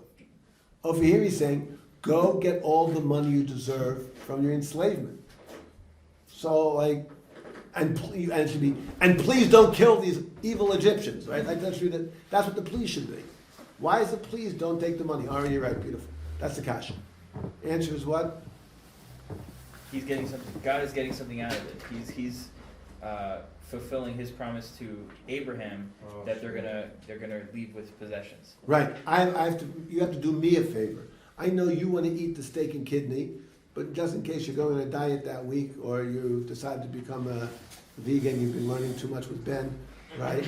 You got to do me a favor and eat this one l'shma, right? Baruch Hashem. You got to eat this one l'shma, and you're going to go for it. So the question now, step 3 question, of course, is what? Why wouldn't they want to do it? Why would they ever go into it? So there's 2 answers. The Rishonim aren't so clear, but they say 2 reasons why Jews may not want to do this. One is they want to make a Kiddush Hashem. Let me just get out of here. I don't want any money from these guys. I don't want them to complain about me afterwards. I'm clean. Let me go. That's it. So they want to make a Kiddush Hashem. Guy said, no, you can't make the biggest Kiddush Hashem and just leave it without money. You have to take the money because I promised Avram that you guys wouldn't be raped and obliterated over here. Go out with the money. Or the second idea is that the Jews had slave mentality. Having a slave mentality, it's hard to ask people for something. You've been a slave the whole time, so you don't feel you can ask your bosses for anything. So to come out of your slave mentality and ask is a hard thing to do. And therefore, guys, please buckle up to it, come up to it, go for it. Right? You're going to ask for it, so the na is appropriate over here because people don't want to do it. Good. Okay. Great. Wonderful. All right. See you back tomorrow. Tomorrow.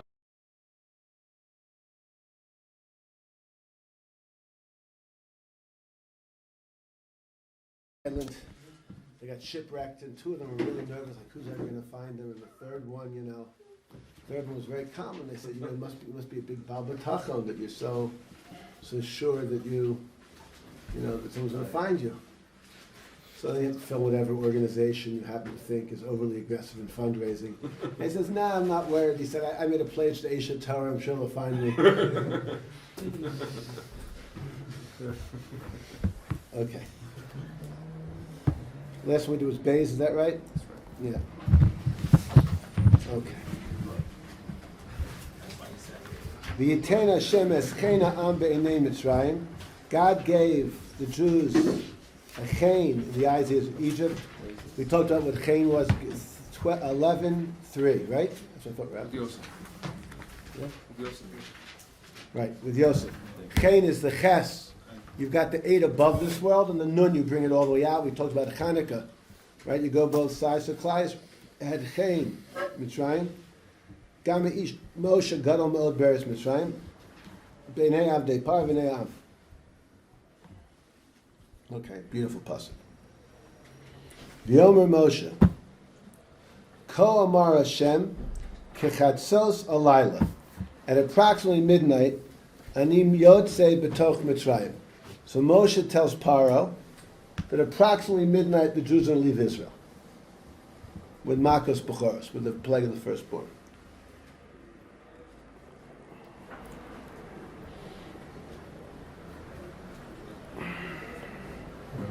Okay, the first part, like I so much dancing, I have trouble dancing to it. The first part is Pshat. Do the stepkids know there was Pshat and Drush? You may have skipped it over. You ever good? Simple, right? Yeah, right. Yeah, Ian smiles a lot when you say that. Pshat means the way, when you look at the text and don't really look at it deeply. You kind of think what the word means based on the context. And then Drush is, you darish, you look at it deeply and you say, oh, what's that word really mean? So the pshat we don't get too excited by because it's like you kind of smudge it. Based on context, this is what must mean, but the more they smudge it, the more you go, can't mean that. You go, okay. So ka'achela kalayla, like a portion of the night. Kechetzos kumalos bachos hapam zeh pshuto l'shev alafan. This is a simple understanding. Shein chatzos shel dam v'shel chetzi. Okay, don't even worry about it. Okay, if you can't read the text, you pretend it means this. But really, the drush of the text I'm going to work on, Rabbeinu darshu kamo kichatzos alayla, like approximately midnight. Romish Omer Moshe kichatzos, Moshe didn't say exactly midnight. He said a little before, a little after. Omer bichatzos. He didn't say exactly midnight. Shema yitu istagnine paro. Perhaps the astrologers of Paro, which here doesn't really mean astrologers, it means the scientists, the metricians of Pharaoh. V'yomer Moshe b'doihu. The plague would come a little bit late, and they said, aha, the plague came at 12:02, not 12 o'clock. This must have been caused by a comet, not by God. Moshe's a liar. When God told Moshe, he told Moshe, bichatzos. Do your work. Just work on the Rabbi Seiner's Darsha. Don't worry with the simple understanding. What did brachas Discuss this, bro. Dal Amud Aleph and brachas. You didn't do that. You didn't do that, Gil. In Bikiyas. I thought you were in the 4th and 5th parak. No, we did 4th and then the 3rd. Went back to the first now. Oh, we switched on me. I told you the 5th. You did the 4th and back to the 1st? Yeah. Okay, yes, you saw the 1st. Yeah. You should be experts at this thing. Come on. It's 3 different opinions. That's why, yeah. What are we using for again? Oh. I remember the argument going back and forth. Right. How did David and Melech knew when midnight was? Moshe didn't know when midnight was. Sorry, I'm still reading.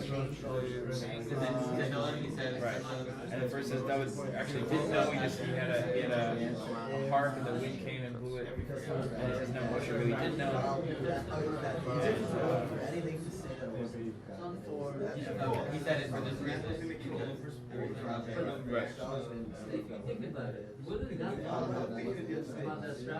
So Kachat says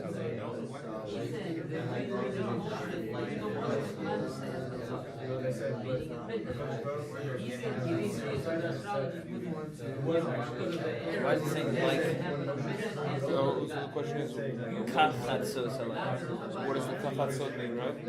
What does the ka mean? Yeah. He says the answer is chalesh.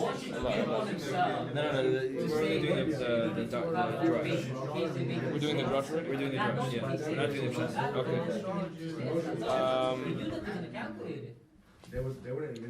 What's the question? Kachat so. Why does it say like around like could mean the time? Shot. I'm saying could mean around the time. But what's the question? It says like. Why does it say like? No, why does it say midnight? Why should it say midnight? That's when it happened. So I don't know. Moshe's a prophet. He's telling him what God told him. Oh yeah, he already knows exactly when it's going to happen. Why is he saying approximately? I don't know. Could be so doubt about it? No, I don't think he's referring to the time though. I think he's referring to the darkness. That's how it says Hashem. Hashem said about midnight I'm going to kill her. Like the darkness of midnight all around. You know what I mean? Like the darkness of midnight. Okay, that's your shot. What's Rashi saying? I don't know. Rashi says he said approximately at midnight because the astrologers of Egypt might have made a mistake, calculated wrong when exactly midnight was going to be. They were going to say it was 2 minutes past when it actually was. And then everybody's going to die at a different time, so they're going to attribute it to something else besides God. So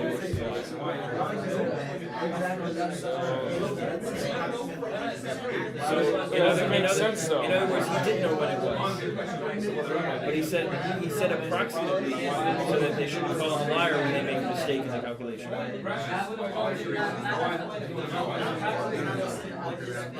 That's Josh. What? That's Josh.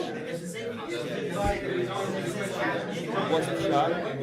Okay. The shot he says is what's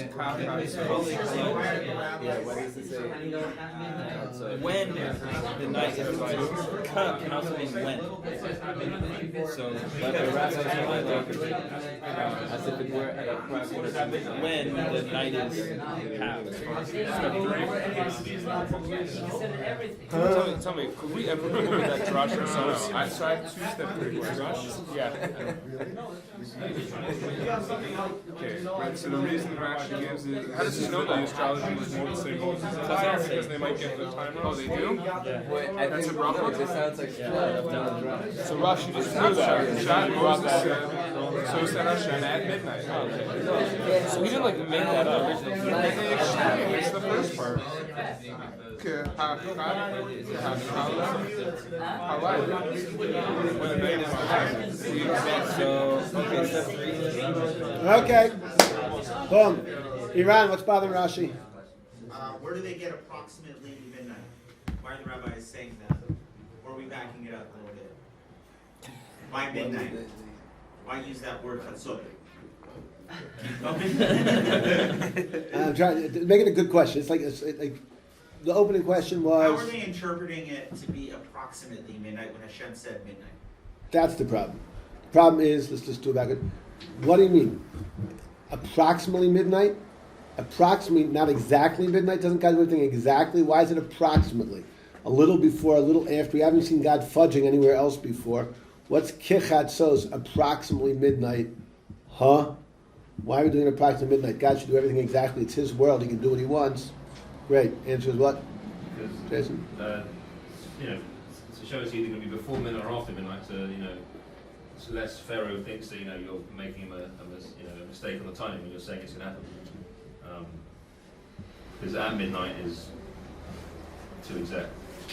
Perfect. Okay, evidence of what he said. He said exactly right. Perfect. He said it was not for God. God could have made it happen exactly at midnight. And for God's expression, it would have been exactly midnight. But Moshe change God's words as he's supposed to, because he wants to make sure that the Egyptians don't make a mistake, and because they have a certain margin of error on there, they didn't have quartz time clocks at the time. It's not so how many sands in your sand machine don't work so well, right? You know what's going on. So according to their distinction, they would deny that there's a Kodesh Baruch Hu in the world, and you can't let that happen. Great. Step 3. Yeah. So what's like, something that's so miraculous that all the firstborn animals and people are going to be killed, and all the Jews are saved. It seems like it's an absurd thing to even assume that if it's a minute after before Chatzos, it makes any difference. Like if David told me this is the winning lottery number by the beginning of the week, and it's worth $170 million at the end of the week. But it's in the beginning, so it's worth $10 million, and all of a sudden at the end it's $169,900,000. I'm off by 100,000. I'm not gonna care that he was off by 100,000. It's just an absurd idea to even think that this is what the Iker. I can tell you to run Ma'or. I need that extra 100,000. I tell you, you can be Mavatar on it very easily, but for me it's hard. But you're exactly right. It's a big question. What? What are you talking about? What? Moshe changes. There have been 9 plagues in Swiss clock precision, and all of a sudden one's going to come a minute earlier, a minute late. And you know that your sand clock could be off for a couple of minutes or a couple of hours or whatever it is. And I have to worry about your idiocy? Alter Slobodka says yes. Because your job in the world is not to be right. Your job in the world is to make a Kiddush Hashem. That's what Moshe Rabbeinu is showing over here. If Moshe Rabbeinu wanted to show that my job is to be right, God told him Bichatzos, he could have said Bichatzos also. But you know what our job in the world is? Awesome job. It's not to be right. It's to make Kiddush Hashem, right? My job is to make people appreciate a Kodesh Baruch Hu. So Moshe wants to guard that there shouldn't be a diminution of God's, even some chrome cup that you can't even imagine, that it's going to be like $169 million, you said? Whatever it was, and it doesn't make a difference. I don't want to let a person make a mistake. My obligation is to make Kiddush Hashem. And therefore I'll fudge the truth, I'll approximate the truth to create more Kiddush Hashem. Step 4, this is like the most important foundational idea in life. Sometimes people become Haredi terrorists. Like their idea is, first of all, they probably think a wrong idea. But even when they think the wrong idea, they think everybody has to think that wrong. Exactly like they do. If it's anything off, like, no, our job is to protect people from making Chil Hashem. The Alter Slobodka says that's why he had his Talmidim dress nicely and dress fashionably. Maybe it's not important to dress fashionably. Maybe you should just wear black and white and raw to bed in the morning in your clothes, so you can less bittul Torah, you can do more chesed, whatever it is. But no, people will think that you're not great people then, and therefore we have to dress nicely to make a Kiddush Hashem and sanctify God's name, and not all the time fight about the little details of what's going through the table.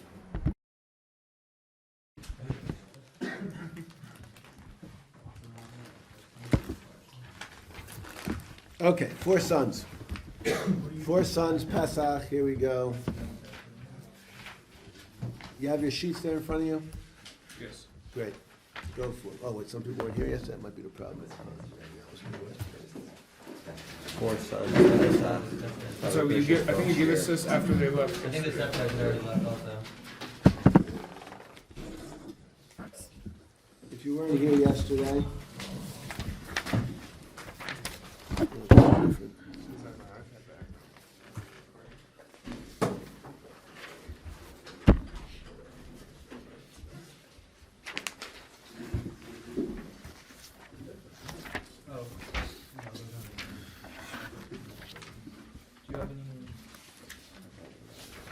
Do you have more of the other stuff? sorry, They no. were mixed in with the Kesser, Dina, sauce. I think that's all I have. Let me just check.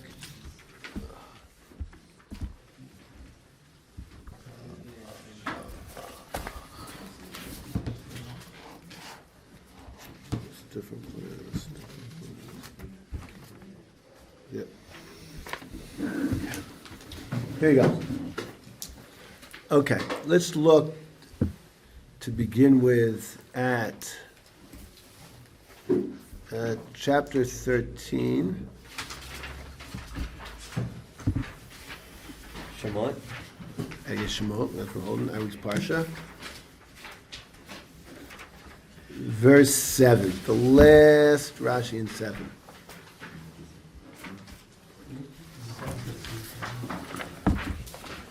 I'm sorry, it's Hey. Hey. V'haya k'viyaviyacho Hashem al eretz Kanani. God will bring the land of the Canaanite. V'achit v'amor v'achiv v'yevusi. All these indigenous nations is here. Nishba l'avosecha. L'seis l'cho eretz zavas chalav l'devash. To give you a land flowing with milk and honey. V'yavadeto es avoda azos b'chodesh hazeh. And you'll do this service in this month. Shel Pesach. Rashi. Last Rashi. This is basically just a whole quote of a Gemara in Pesachim Kuf Tes Vav. V'halo kavar nemar lamala v'haya kisiviyahu el haaretz, and it'll be when you bring him to the land. In chapter 12, verse 25. V'lama chazer v'shina. Over there we said you have to do the avoda in Aviv, and now we say you have to do the avoda ba'aviv. Why are we saying it twice? Those of you who are not in step know what the answer is by now. It must be the 5th time we've seen it. Rashi says his answer always. Lama chazer v'shina. Why is it superfluous? It returned and said it again. Rashi's answer, the Gemara's answer is always bishvil davar shenis chadish ba. Because something new is over here. It's unique. It looks to you like it's doubled, but really it's unique and different. Bishvil davar shenis chadish ba. There's something new here. Parsha Rishon in the first portion in 12:25. Nemar v'hayu kiyomer olei b'nechem ma'avod azos lechem. Ben Rasha akasav medaber. It's speaking about an evil son. Shehozi esatzum min klal. He takes himself out from being part of the Jewish nation. Kan higada telabincha. Here we say it over in Haggadah to your son. Beben she'ena de'elisho, with the son who does not know to ask questions. V'kasuv melamdecha. This verse teaches you how to deal with a child who's eni de'elisho. Melamdecha shetiftach lo ato b'divrei Haggadah. You should open him up. I want to be very literal over here. You probably got some kind of fanciful, non-literal translation there in English. Right? V'kasav lamdecha, the verse teaches you, shetiftach lo ato b'divrei Haggadah. Open him with words of Haggadah. Hamosh chnes alev, that pull the heart. Something like that is translated, hopefully. That you should open discussion of the subject of the Exodus from Egypt for him with Aggadic matters with which arouse interest. Boo, poschen. What's poschen mean? Open. You open him up, right? Let's not keep going. And pull the heart. That's okay. Moshe Saleh, that's fine. It doesn't talk about the heart. It says that you should open discussion of the subject which arouse the interest. Of the heart. See everybody back. Bye-bye. Do some 4-step work here. This one.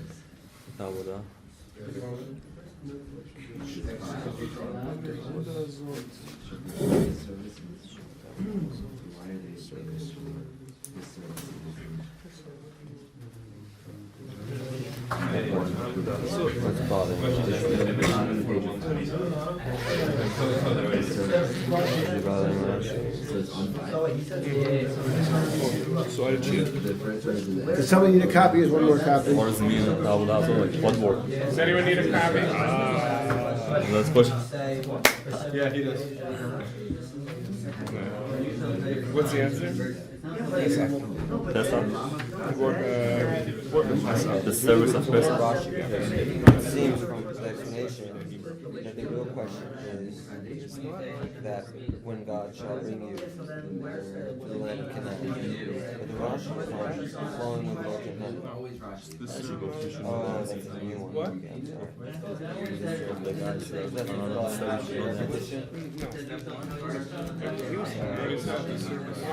Why is it repeated? We saw this in 12:25. If you go to Pasuk 12, With the civil son, you need to speak to him. and it will be that when you will come to the land that Hashem will give you, as He has spoken, you shall observe this service. You shall perform this service. And they're almost the same as the words from before. What was here? What was here? It's talking about Pesach. What does Rashi say? Says the same thing? You shall observe this service 25. When your children say to you, what is this service to you? It's up on the It's talking about the same. It's talking about the Korban Pesach.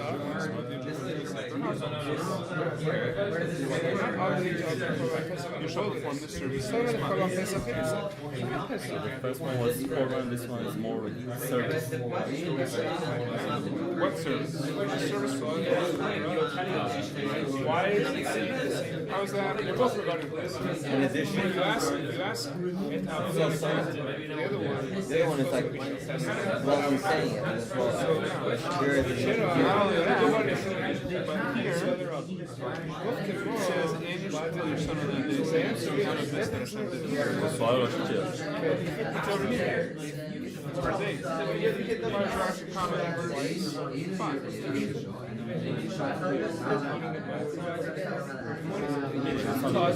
The question is, why is it the answer is, oh, he's going to do this. No. They're actually not talking about that. Actually, no. He is. Why does it go on to explain how effective it is when the gut happens? He asked a question. And anyway, I don't see where the gut happens. Haven't we seen this already? And then he goes on to explain. It will come. It will be that you will come to the land. Also, why is the question about the whole thing? The Torah repeating this, yeah? Because of a matter that was newly Like, you also repeat in the context of it. In the context. sign on the hand, In context. And then he time, like earlier passage. Should we expect a comment on this the next time it comes up? So why are the first question is why is your Torah saying keep the Torah? I know it's very technical. Yeah, it's very So the other one says that, and here it says, Vegata lebanecha. Hold on one sec. I mean, I gotta analyze step 3 first. I'm not fully sure. No. I just haven't completely more. I need to back it. Okay.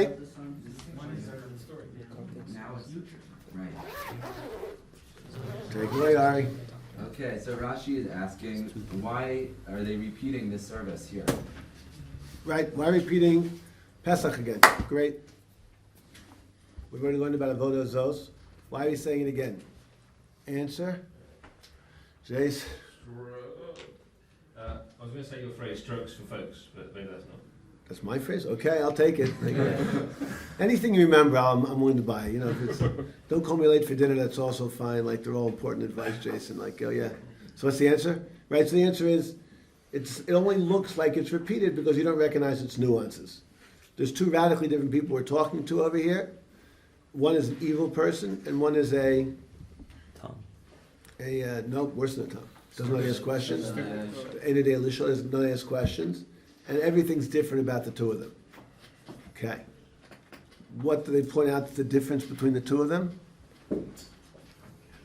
First one, the Russia, or? However Rashi does it. I'm just trying to explain Rashi here. Yes, Adam? The first person is someone who asks you, like, what's this service about? What does this mean to you? And then the other person is someone who's just wicked, someone who doesn't care or says he's not part of it anymore. Okay. But what's the difference? What's the Rashi wants to point out over here? Someone who's interested and not interested? Just trying to read Rashi. Yep, that's true. The pasuk after says, what is that's what he's saying, that the following pasuk says, and this son is going to ask you, but now here you're saying you're going to tell your son, which is different. But it's not tell. The key thing that Rashi wants to key in on is he got it to. The difference is You're not going to Higadator to a Rasha, and you are going to Higadator to any day Lishol. And that's going to be the difference. The whole tone of the conversation is going to be different. Right? Do we see that the Rashi is saying? The difference is the tone that you're using. Wait, this is Higadator to a Rasha in verse 8. That's very interesting, not to my best of my knowledge. Higadator and then... Wait, because then Rashi says this is alluded to... The Rasha is in 12:25. Is it 12:25? This is a Rashi, retort to the wicked son. Yeah, it does say that. No. The earlier verse is the wicked son. The first time it comes up, that's the wicked son. 12:25, that's the wicked son. No, that's, yeah, okay. So here Rashi is referring to the First one is the Rosh This one, Shaino Yogal. Right. But 8 is talking about something, it's like a different thing. Together, 12:25 is talking about a Rasha. This one's talking about the Enidei Lishol. And Rashi wants to keep. Rashi just makes one difference. Rashi can't explain the whole Gemara over here. He's going to focus on one difference. A Rasha, we don't know how you speak, but we know one thing. How do you speak to an Enidei Lishol? Inspiring. Higadator. You use the lashon haggadah because that's the verb that's used in the next verse, right? In the next verse, verse Ches, it says, "What do you say to the son? Higadator lebincha beyomahu lemur, bavor za'aso Hashem li b'tzeis Mitzrayim." So Rashi was the key that the means of communication is different. The content might even be the same, but the means is different. And we don't use v'yomer, and we don't use v'yadaber, and we don't use v'yitzava, and we don't use l'saper. We use a language that we have not used very much at all in Chumash Higadator. Why do we use Higadator? So Gil's making fun of it, right? But he's right. It opens the heart. Because Haggadah opens the heart. What's the problem over here? This kid's closed. There's no information we want to give him that's going to open up. We don't want to give you any information. I don't want you to memorize the years of the Israelite kings in the Second Kingdom. Right? I want you to begin to become a person as a human being who can grow and ask questions. You don't ask questions, you're dead. Questions, the way a person grows and becomes and develops, that's what we're looking for. So what do you have to do? You have to tell him things that open him up. That's the key word in the text. Post-chelo. You use a gutta because a gutta opens a person up so he's going to learn to ask questions. Okay? So far so good. That's what we see. It's 1 and 2. Yes, Ian? And so what I'm confused is that what he says to the one that doesn't know how to ask a question is Asa Hashem liba tzeit mitzrayim. Isn't that what we say to the wicked son?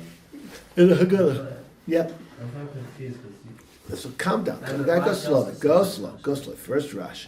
Then the Gemara. Then the Haggadah. no, Rashi says it's alluding to the wicked son. Yeah. We're not there yet. But the responses to this one does not ask a So question. how's the response? We're going to get there. We're going to get promised. We'll get everything's like, let's just keep in order. Ian, it's going to be fine. Could you hold his hand, Alex? I think like, No, I have the same issue we were talking about this. Two screaming girls in a, roller coaster. Yeah. Okay. Good. Step 3. Why is Haggadah do this? How does Haggadah do this? What is Haggadah? What's going on? Why do I call the Pesach Seder the Haggadah? What's happening? Why is this the essential language I have to learn to be a human being in the 21st century? If I'm not, you're a low-life, slacker, slum, scum, unrefined Ben Torah. That's hard enough to think I'll get him to do it. Okay, that's what's going on. So what's Haggadah mean? So let's take a look. Take a look at the piece of paper here. The Gemara in Shabbos.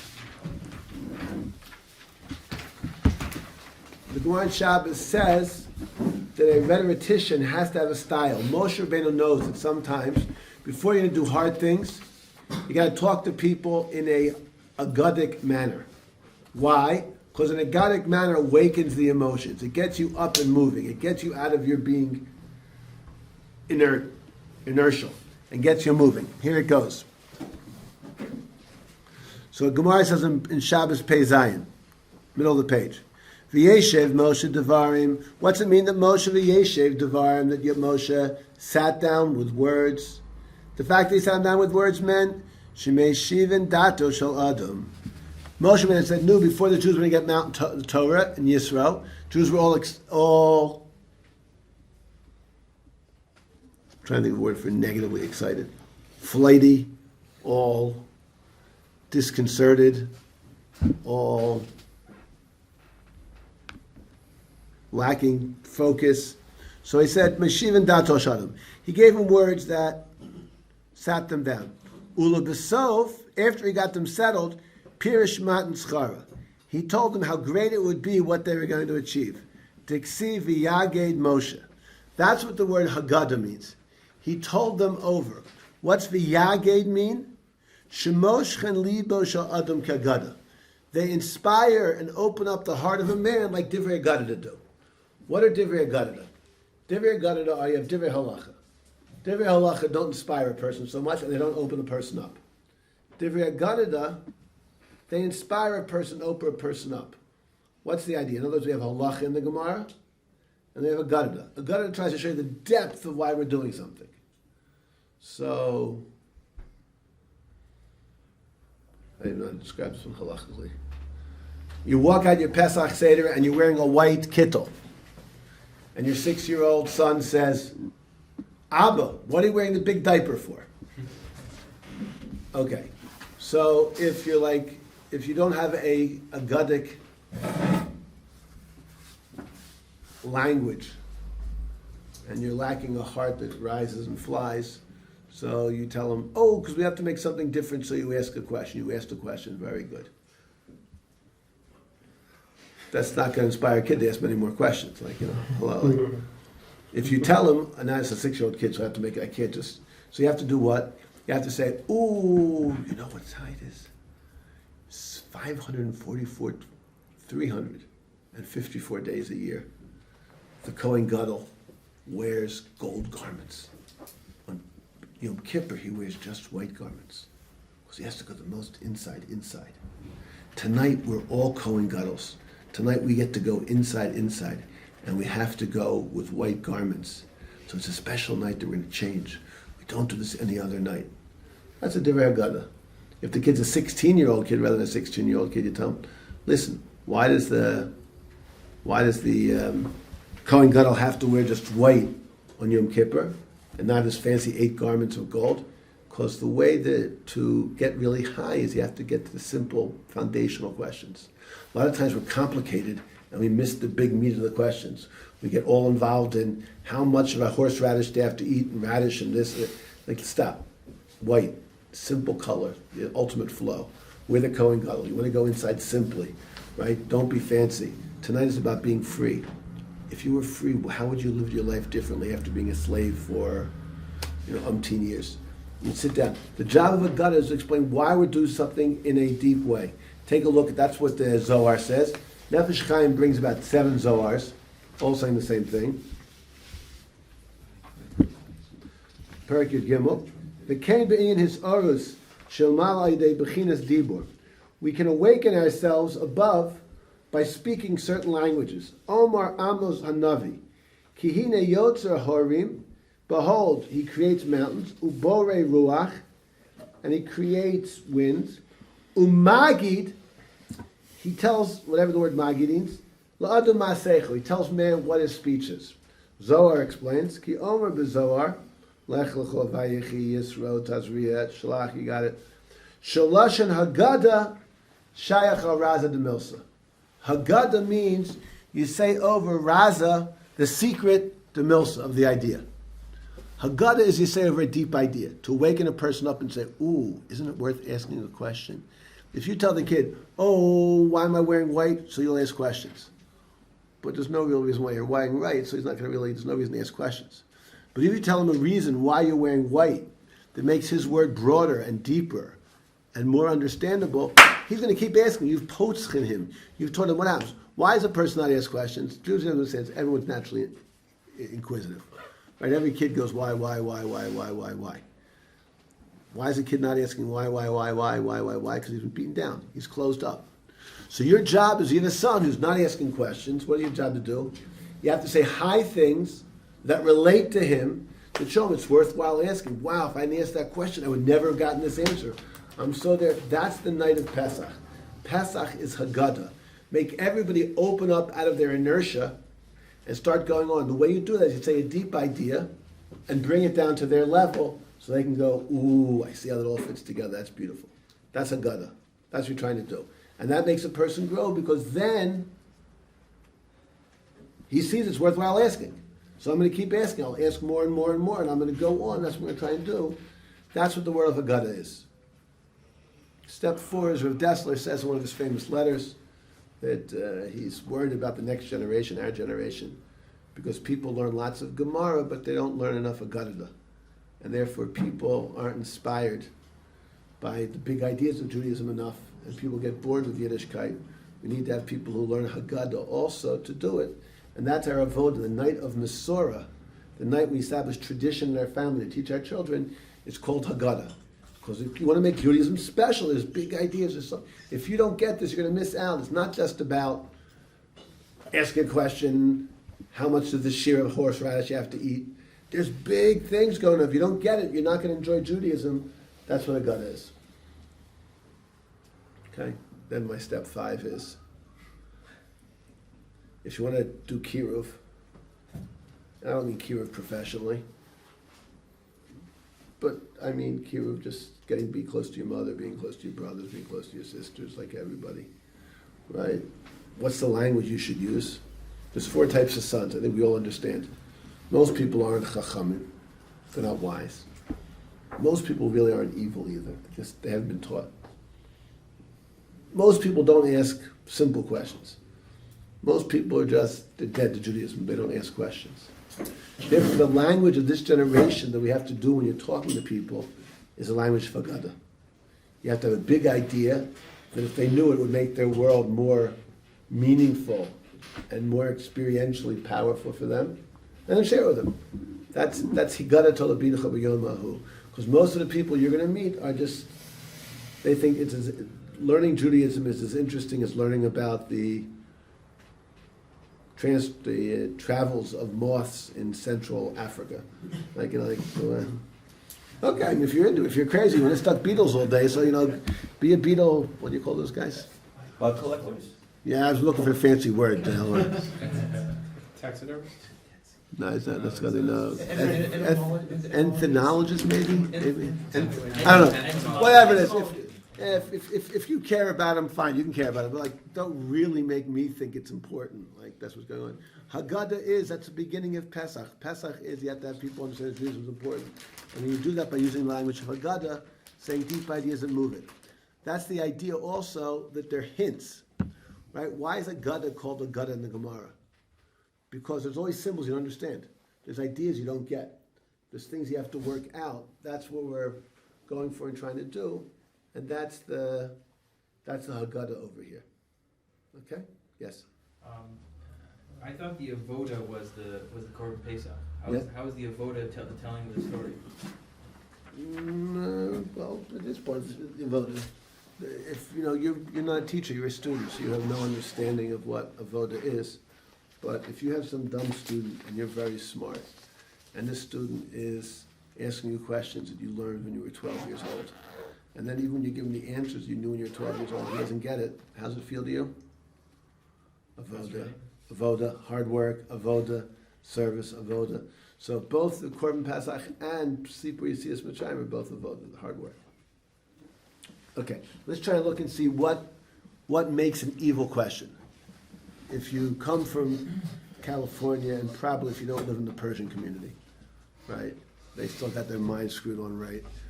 But a Californian there's no such thing as a bad question. Wrong. Lots of bad questions. Lots of bad questions. Let's try and figure out what makes a bad question in Judaism, right? Judaism says that there's 4 types of people. Let's go back to 1225.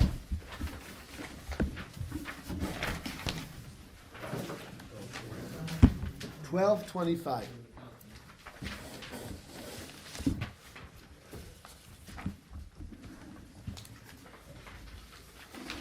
Analyze this first and tell me what makes a bad question. Is the question opposite than the one who's not asking a question?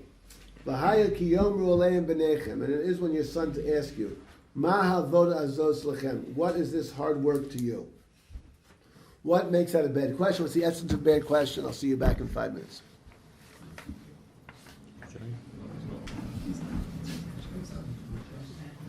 Are we doing the Rashi or are we? No, right, just pause it straight.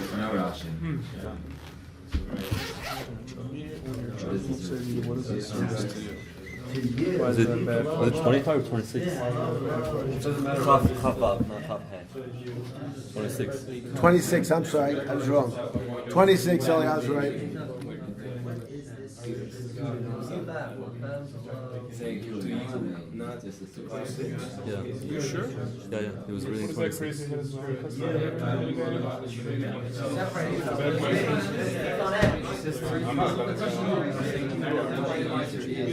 But it shall be that when your children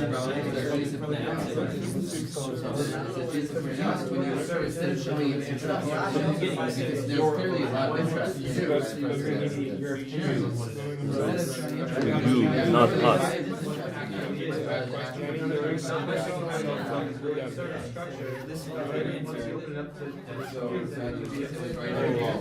Why are you doing this? Why are you doing this? Why do we do this service? That's why it's asking what is this service to you? Not asking why are we doing this?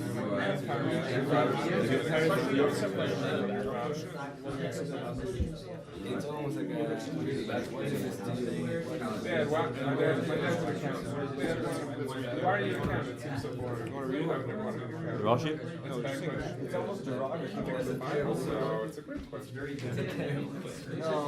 What do you find interesting? What do you find interesting?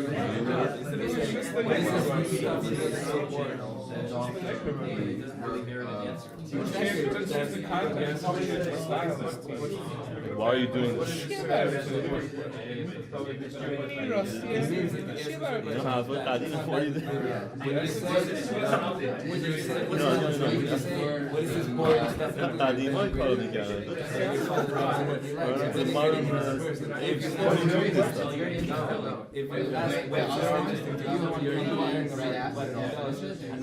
The question is, they're trying to say why are you doing this, or the question is, they're saying we're not going to do this, but why are you doing this?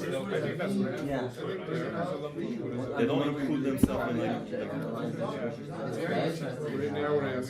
Just so it's clear to everybody, I'm sorry, I just want to make sure, there are 5 or 6 different aspects the Gemara points out. Don't just come up with one for me. There's all kind of nuances in the language. Like just don't, no self-satisfied over here. What is the service to you? What is the service to you? Mom.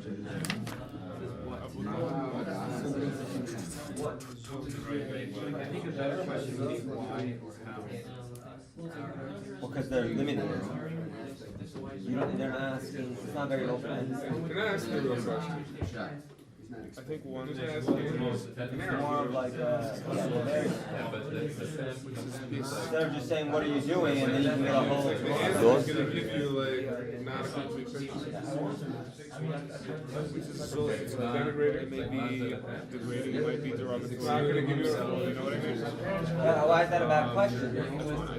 Forget the kid. Why is that a bad question? What is the service? I'm already creating a separation. I'm saying it's bad for you or you and I mean. Lanu. How about this? How about this? He's not interested in How is you. that a bad question? Is this saying that he's trying to down? Is it trying to down? You're asking a question in a way that makes you not separate by automatically. Because the answer is going to say you judge the Exclude yourself. A bad question. Separate at the same time as they downgrade what they're doing. So I don't think makes it a bad question, might make it a bad person. Is this right?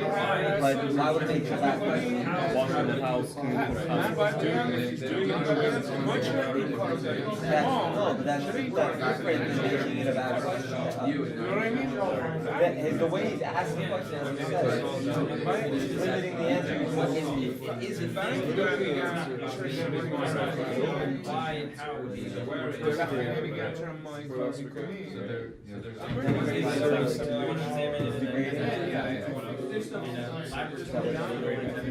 Okay, we ready? We're up to Gil, Shaka, we're up to you guys. Okay. One thing, how do you know this is an evil question? If you want to put your finger on exactly an evil question, it's great, but there's a whole bunch of different aspects of what makes this an evil question. Go. So Eliyahu and I came up with a few. We'll speak about one. That's right. Mainly lachem. Lachem is, I think there's a level of separation going on there because he's obviously it's his service too, but he's completely cutting himself off from that service in a downgrading kind of way. If I say, "What is this that we do, Father?" You know, it's very different than, "Well, why do you do this?" You know, it's like I'm not part of this. He's already cut himself off. I'm going to make it even stronger. 100% right. Okay, so lachem. You hear what Jacques saying is 100% right. Let's make it strong. I heard over here, right? You know, Lewis was kind of being very spilling his guts over here, right? Like, you know, he big intellectual. He can't figure out why his father's an accountant, right? So he said, what'd you say? He said, if I walked up to my father and I said, "It's boring. Why do you do it? It seems so uninteresting. What do you get out of it?" So that's a good question. Okay? He thought it was a big one. It was a good question. What's a bad question? A bad question is, lechem, it's your problem. He says, Dad, why are you doing it? And why are you spending a lot of time? I'm a liberal arts major. I'm not really planning doing anything serious my whole life. I'm gonna I'm gonna keep reading over there, right? But you, why are you doing? He got a lot of gates. Okay, I can only make fun of him, right? Like, you know, why are you doing this? The key is, what's the essence? And this is what the Gemara wants to understand. The essence of a bad question is a question you're not growing from. A question, the word question in Hebrew.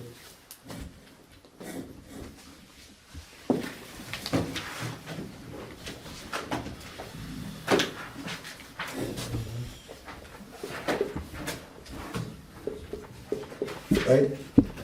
The word aleph lamed means not. Shem means that. A question is that is not. A question we saw comes with humility. It's saying, it's not. I don't understand. Right? That's what we're going for. So when you say, Dad, this is not my problem. I'm going to be a liberal arts major. I'm going to be a drama major. I'm doing what I'm doing. You've got a problem. Why are you doing this mindless transfer exchange? That's a bad question. A question is when you want to grow from it. So the essence of so you can ask a complaining, fetchy question. I'm not going to say it's the highest level question that one could ask. But, you know, if you're fetchy, but you want to grow from it, you're okay. But if it's lechem, it's your problem, and don't talk up to me about it. I'm not interested. That's a bad question. I've just dumped on you. That's a download. That's a dump. Right? I'm not interested in growing. This is your problem. You deal with it. That's a fake question. Question, why do we love questions? Jews love questions. We love questions because it means you're growing. The essence of the question is, I'm lacking something. Sha'al, there's something not to me. Once something not to you, you can grow. If you think you're complete, then again, you're a sagur. You're all blocked up, and I have to say I've gotten it to you to show the world's deeper and more exciting, more going on over here. That's what I'm going for. Good? Okay, one idea. Lechem. Daniel Lewis, second deal. What makes a big question? If you're asking it in a way that limits the part of the answer you get to a small part. Don't understand. What? Don't understand. Could be. I don't know. What are you saying? If the answer is what really word good, are you? Just tell me. There's a word in the sentence that this word tells me it's a bad question. Whenever I see that word, I'll know it's a bad question. This. Yeah. It's a narrow part of the larger thing. Not bad. I could hear that. I'm actually impressed with it. Very nice. Right? Okay, that's not one of the things that Gemara says, but I believe that Acharon could say something like that. In other words, I hear you're not asking the big questions. Don't talk to me about God. I don't know about God. Just what are you doing this little part of the thing for? Whenever you get technical on somebody, Right here. Good. I'm fine. Next, Delvar. That was my answer. Yeah, okay, next, Alex. Ian. Ma.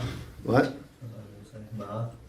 Ma? He's asking what, not why. Just the what is just like what, like literally what's happening. Oh, I'm eating the horse radish. That's what the Gemara talks about, this like technical aspect. You're not asking why, just what. Just tell me like, technically how this works. You're not asking the big question, you're asking a smaller question. I'm with you, good. Next, I can't back to you, Ian. Yeah, Ian. Boy, you really been moving around all over the class. I know, last you know, couple I of haven't days. found my spot yet. I'm still trying to figure it out. You can try this one if you want. And I could take a little early retirement. You know, I that's figured like- it out. Where this class went last. Service. The word service. No. Yes. No. I tell you, Israeli. What? You're Israeli. You can't give me a bad. How about the work? Like Thank you. Right. Service. Service sounds good. Service sounds good. That's where the English translates it, right? But again, the Gemara says, "What's this avoda?" You're not saying it's like, "What do we do this hard work for?" Right? You're not asking a question. You're saying you're rationalizing. I don't want to do the hard work. Avoda, right? When you ask about why do you have to do something hard, that's not a real question. That's just you want to be lazy, right? Avoda, your your course. What's going on? Great. Yes. Ari, go ahead. You've gone through all 4 words here.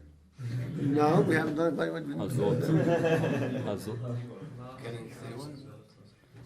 Okay, Adam, how you doing, Adam? Mine was all the good ones. Great. How you doing, Adam? Pretty good. Great. Okay.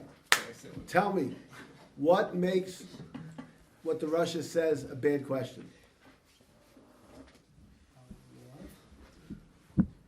I don't know. Trying to set you up. Who's gonna go for the trap? Daniel. I have a separate question because it says, "Ki imru elechem." What's it? What? It says, "Ki imru elechem." What's? Where's this thing start? I want a full defined paragraph. Ki imru elechem. Yeah. It says the question, but it No. It starts. Stop. To say, No. It should say sha'al. No. What did you say? Sha'al. Should say. Ki sha'al elechem. So what's the problem? He's saying, not asking. Perfect. Boom. That's the next big one, right? He's a faker. He's saying he puts a ma in front of it, so he puts a question in front of it. You think it's a question, but he's not asking a question. He's making a statement of martem. There is no answer to this question. I am making a statement, but it looks like a question, right? Think Richard Dawkins or somebody like this, they're not asking questions. They're demeaning what's going on. They're saying a martem. So the Torah says, whenever a person makes a statement with this question, you can't answer this, right? I'm not lacking anything. This is your problem, not mine. That's a bad question because there's no growth for it. Okay? So the key idea that the rabbi said, there's no question. He's making a statement, a martem. You only fall for it to question. And when someone asks you a question that's not a question, don't answer it. That's not your job. There's nothing you can say to make him happy. He made a statement. When you answer anything, you're destroying his statement. Because the statement is there's no response. So don't get involved in a fight with the person. There's nothing to do. Yes? Is there a separate word for service in Hebrew? And if so, is avoda the negative side, like the negative approach to work, whereas service is like a positive kind of work? Maybe. I think the idea is that avoda is, the reason I do the avoda is because I recognize that I'm coarse. And I'm doing something to become more like God. So I'm trying to do a transformation from my coarseness to spirituality. So avoda is a good thing. So then why did we attack avoda earlier? Because the word he's using is saying, I don't say, why am I doing the Korban Pesach? Why am I doing the Passover Seder? Why am I doing, when you say it's avoda, you're saying, this is hard. This is difficult work. Okay. I don't want this. So we only get that from the context of Tibet. But the word avoda is usually, you're not asking me why we do this. You're asking me, this is hard work. I see. By using the word avoda. Okay. How do you respond to an evil person? Sorry, yes, what's your name? David, and I wanted to ask, how do you get to the person who is being a Russian, like being a bad person? How do you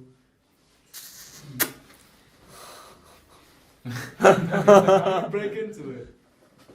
You usually right there, the rib cage. The ribs is what to us is usually. Adam might have more sophisticated ways. Yeah, kind of tax your shoulder.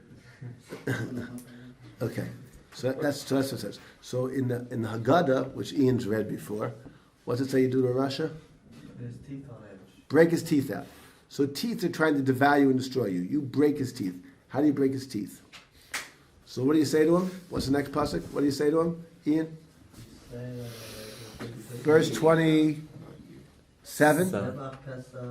What do you say to him, Ian? What do you say to him, Ian? Leave a little low. What do you say to him, Ian? You say God took me. What do you say to him, Ian? Yell it. You're gonna die. What? Nothing? Seva. What do you say to him, Ian? What?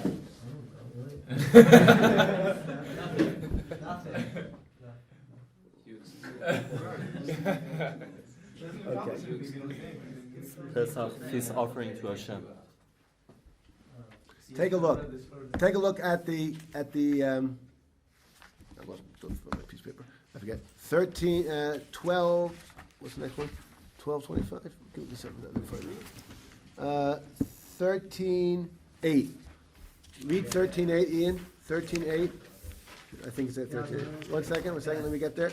13:8. No, yeah, 13:8. He got it to. Who do you say it to? Stop. Who do you just read the pasuk to me? Eliyahu's working with me. Thank you. Who do you say it to? Thank you. Okay. Next. He got it to Labincha. You say it to your son, right? 13:8. Next. 13:14.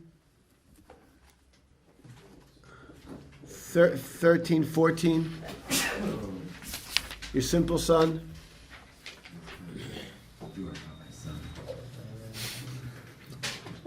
Go ahead. What do you say? Start. What do you say? Amarta alav. You say to him. Got it. Okay. Now back to our verse 12:27. Who do you speak to? No.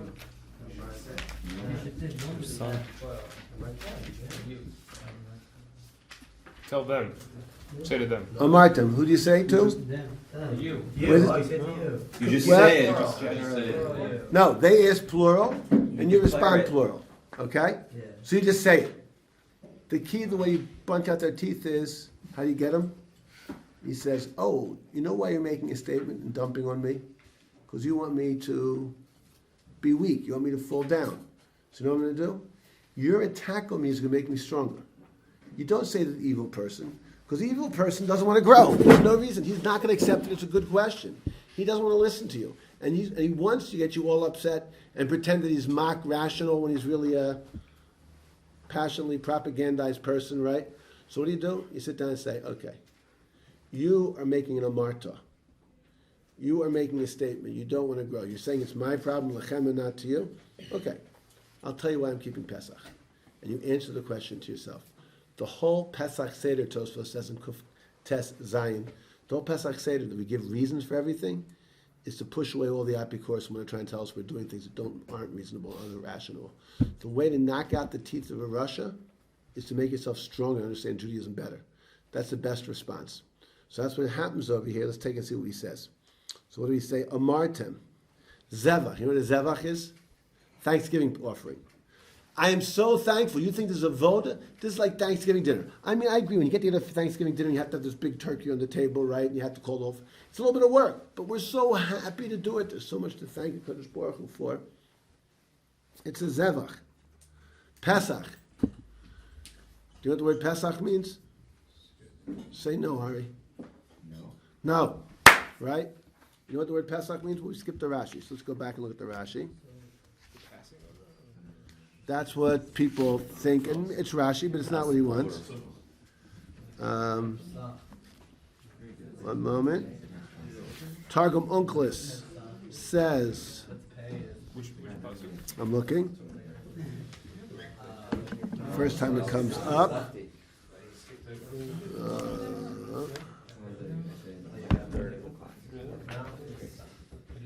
disproportionately left. Huh? Aren't Jews disproportionately left? It's not a statistic, just 2% of the general population of the world is left. That's what it is. Maybe among Jews, but general population. One moment. Where's the first time Pesach comes up? It's in this parsha. Lomatza osa dorasehem Page Sadi. yamim shivas od nefesh. There it is.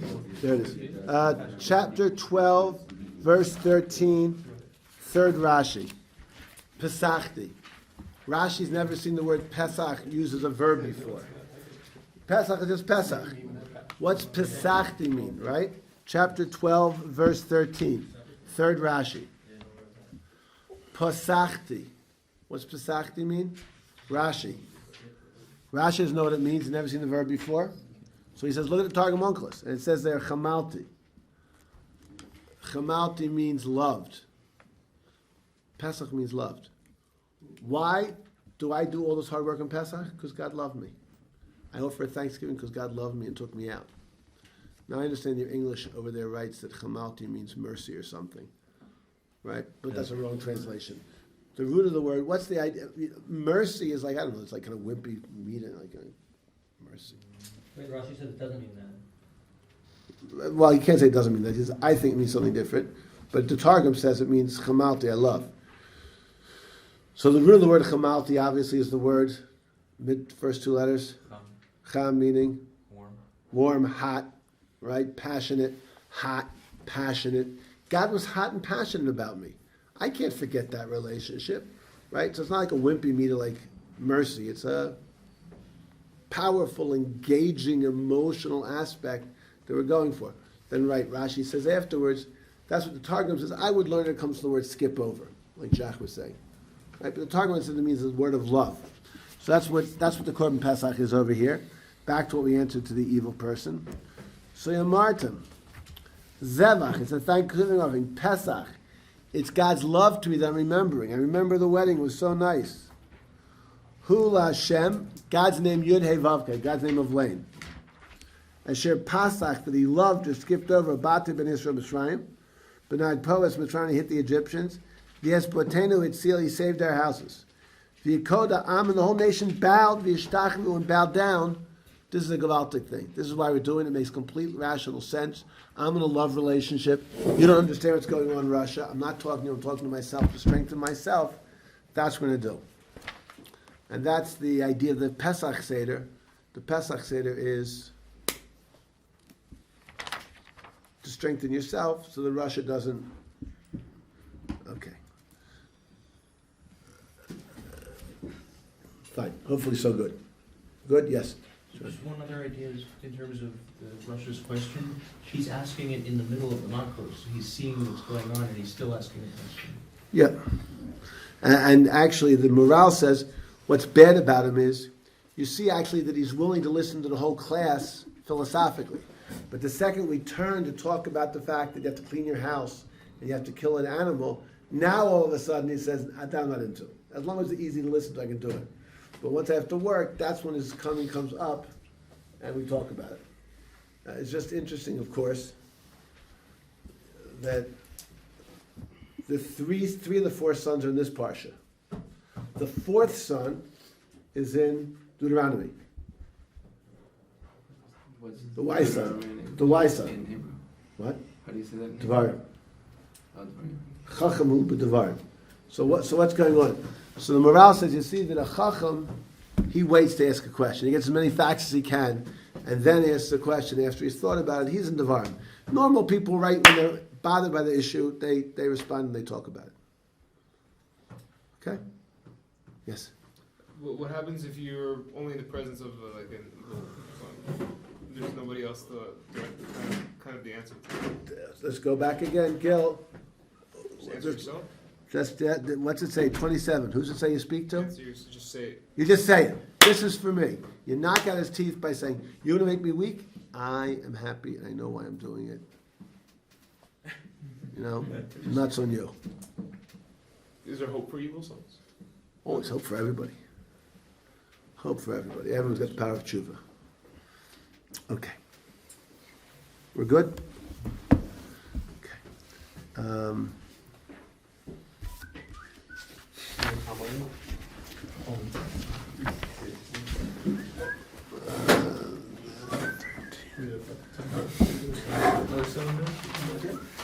13:14 now.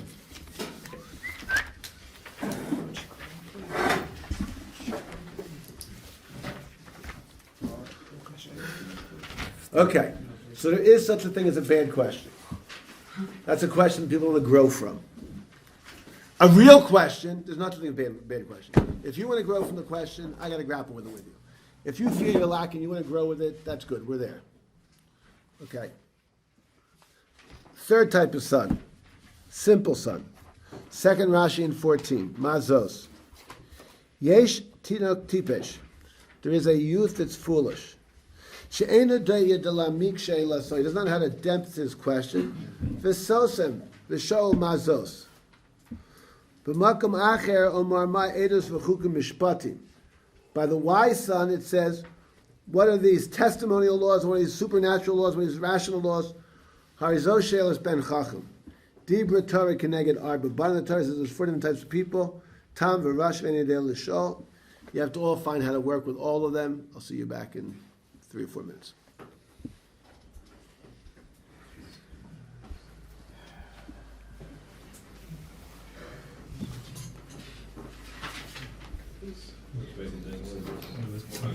What is it? 14.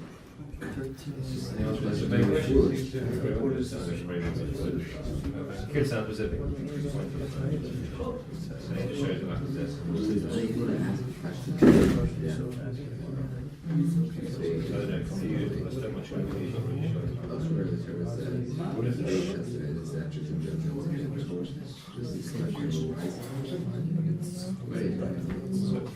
They said the white side at the end, but we already saw. Oh, this is Mazot. Who said keep everything? Mazot.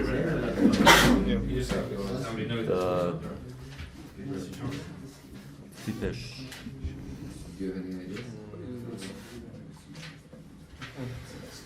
The question is, who's asking this question? Oh, the this speaker. Yeah, it's a question of a foolish child. extra. Or what is this? You can say, but what is this? What is this? You know what I mean? Mazot. What type of question? I was unable to ask a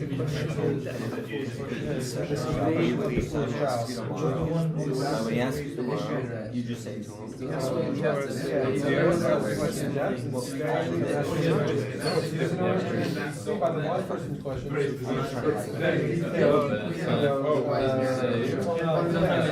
Simple. What is it? Yeah, he is. He really means what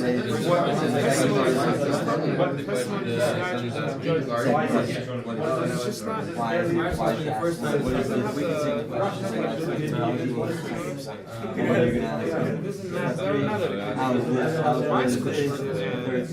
the same question with the full words. What if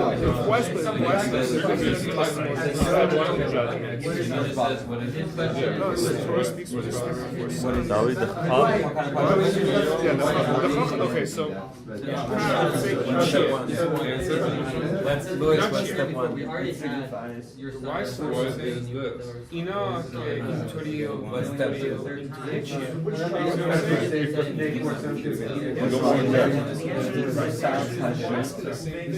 This is so big, it's simple stuff. more like a brush. You just explain what it is, right?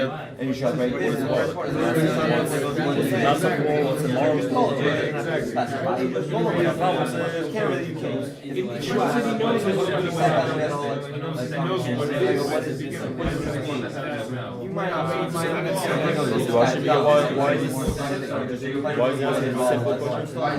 No. So Rashi. We know that it's Yeah. Is our person stay with this?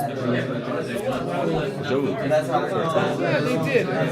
Looking step by step. Yeah. Rashi said.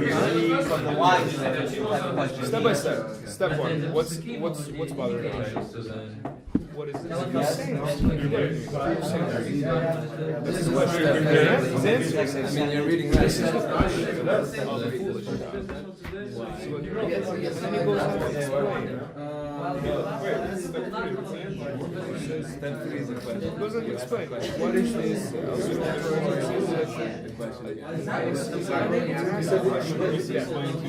the only thing that makes a difference is why is it? I'm telling you.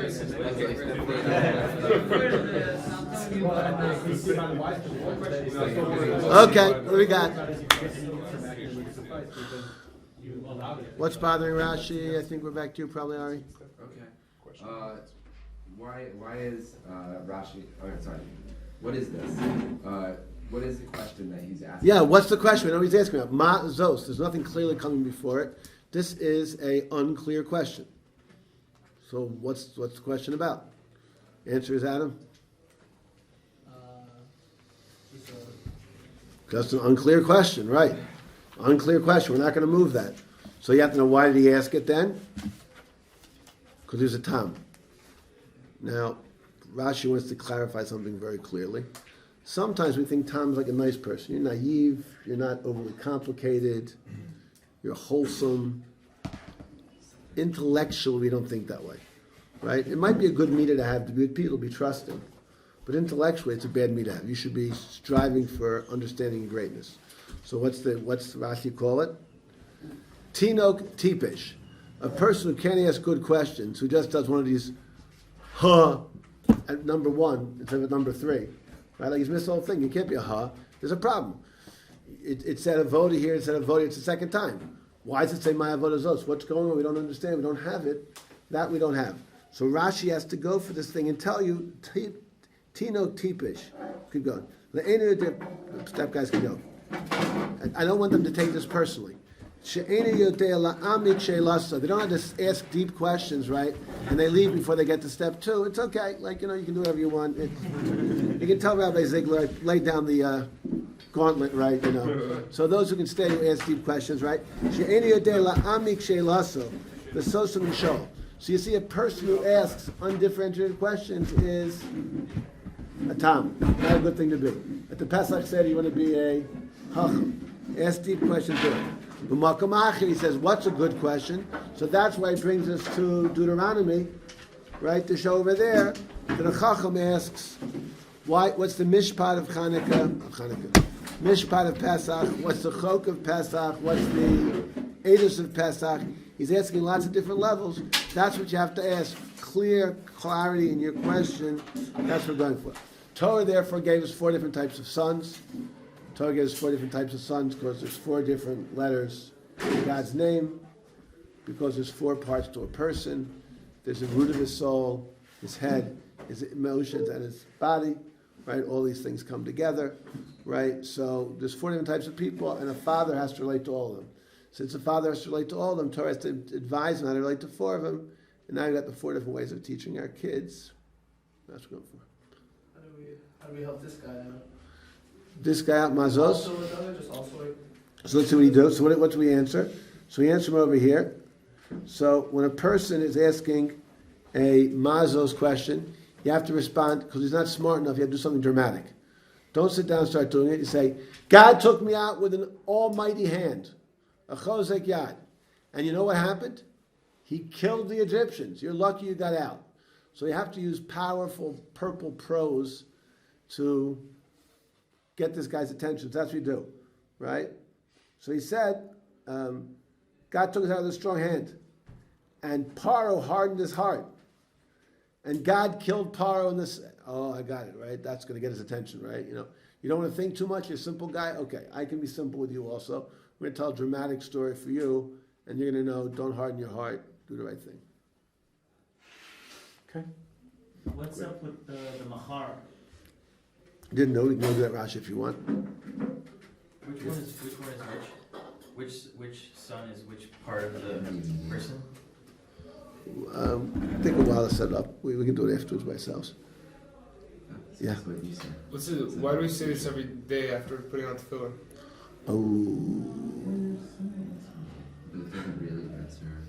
The next sentence. Morse code, John. There's 4 parshas in the tefillin. These are 2 of the 4 parshas.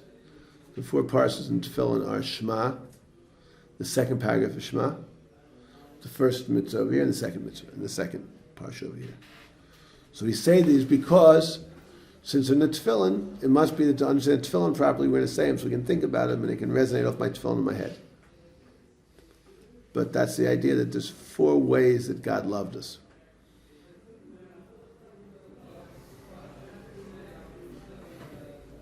So can we understand tefillin by reading this more? I do love you dearly.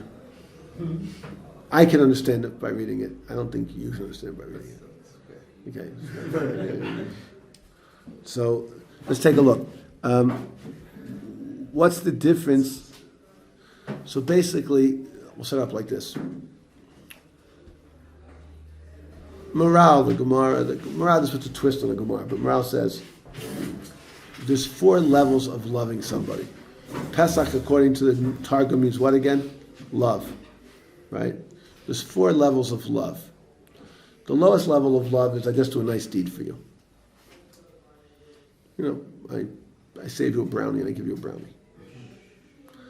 The second higher level of love is there's 1 brownie left and Ari is going to grab it.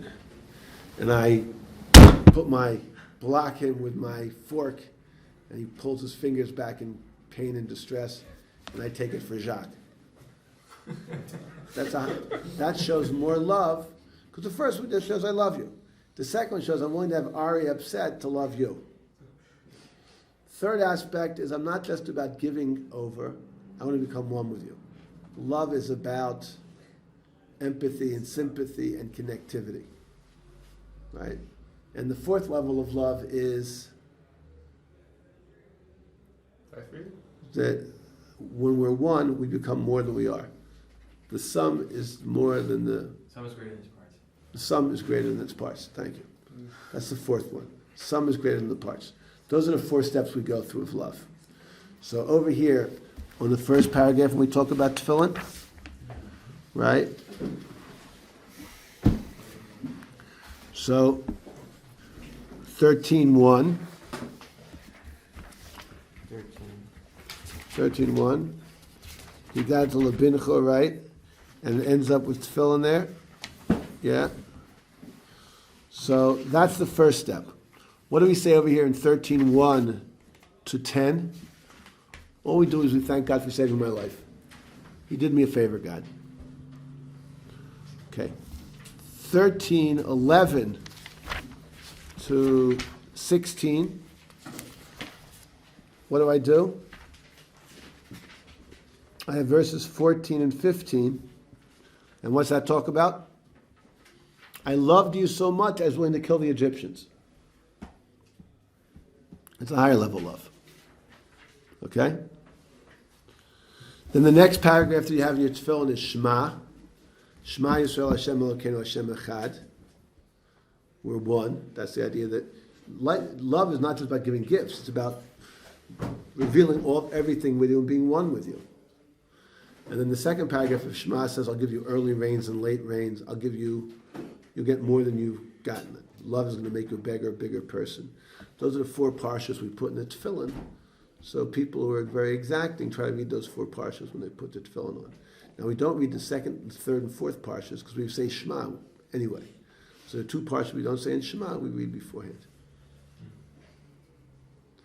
Okay.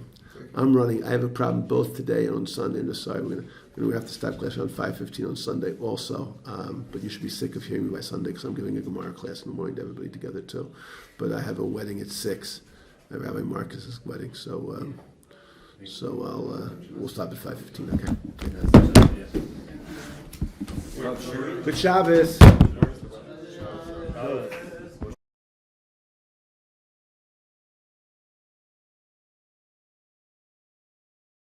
What happens?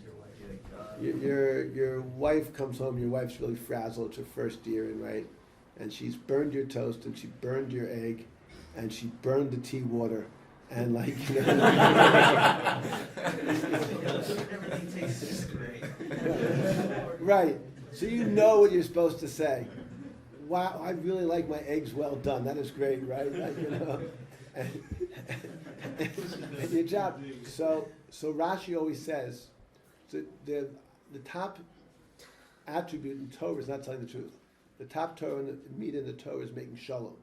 So that's shalom bayis, shalom of a house trumps truth.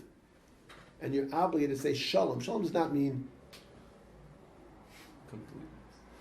what's it called? It doesn't mean peace.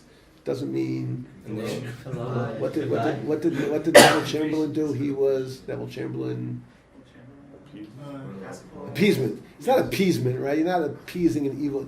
You're achieving shalom. You're achieving a higher level, right? Gemara says you see that shalom is higher than emes. If you're in a mikveh, a dirty place, you can't say shalom to somebody, but you can say emes. Shalom's a whole higher level than emes is. That's what we're trying to go for. You can't say shalom to someone at the mikveh? No. Is it because the name of God? Yeah, because it's a higher level. Emes is not a name of God. Shalom is. Shalom is. So that's what we're going for. So Rashi says every time when you say sheker when you say a non-truth for a good reason, you're not over the isser of sheker. Sheker is when you say a non-truth for a bad reason. Sheker is only if you say something not true for a bad reason. But when you go to Adam, you go, oh, Adam, you are the most holy, intelligent, good-looking guy from Keensborough.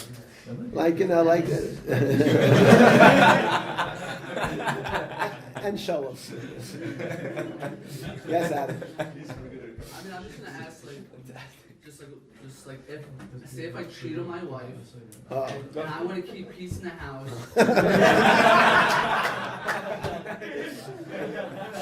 I forget how these things play in Keensborough. Okay.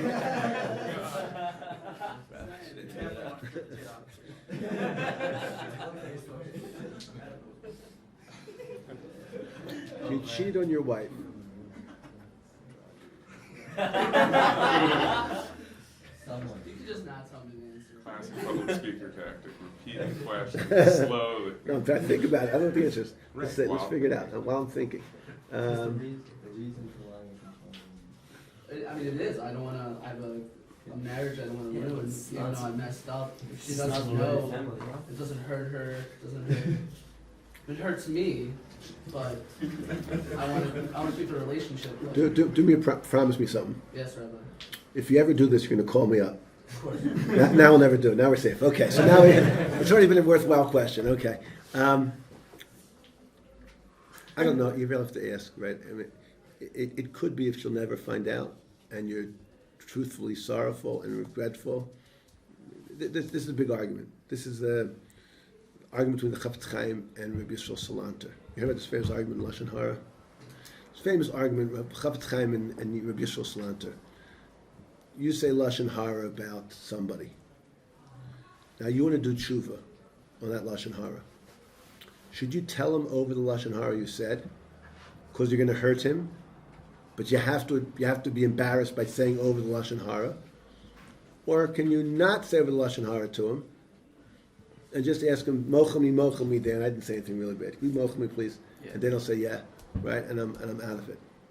So, am I allowed to do something that I'm not telling you because it's going to be good for you, or do I have to go through the regular straight way of the process? So it's a machlok, because Rabbi Yisrael Salanter says, don't have to tell them. If you're not telling because it's good for them, not because it's good for you, not because you're a wimp and don't want to tell her, but it's going to cause her too much pain and anguish, you're never going to do this again, and you know you're an idiot, right? And so maybe according to Rabbi Yisrael Salanter, you don't have to tell her.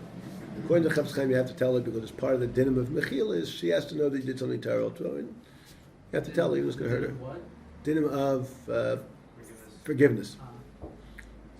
She has to know and forgive you. She can't forgive you what she doesn't really know about. So it's an argument. I think it's those two sides of the argument over here. But just, you have to call me, right? Okay, right. Yeah. That's right. For the next 20 years, every time I get a phone call from Adam.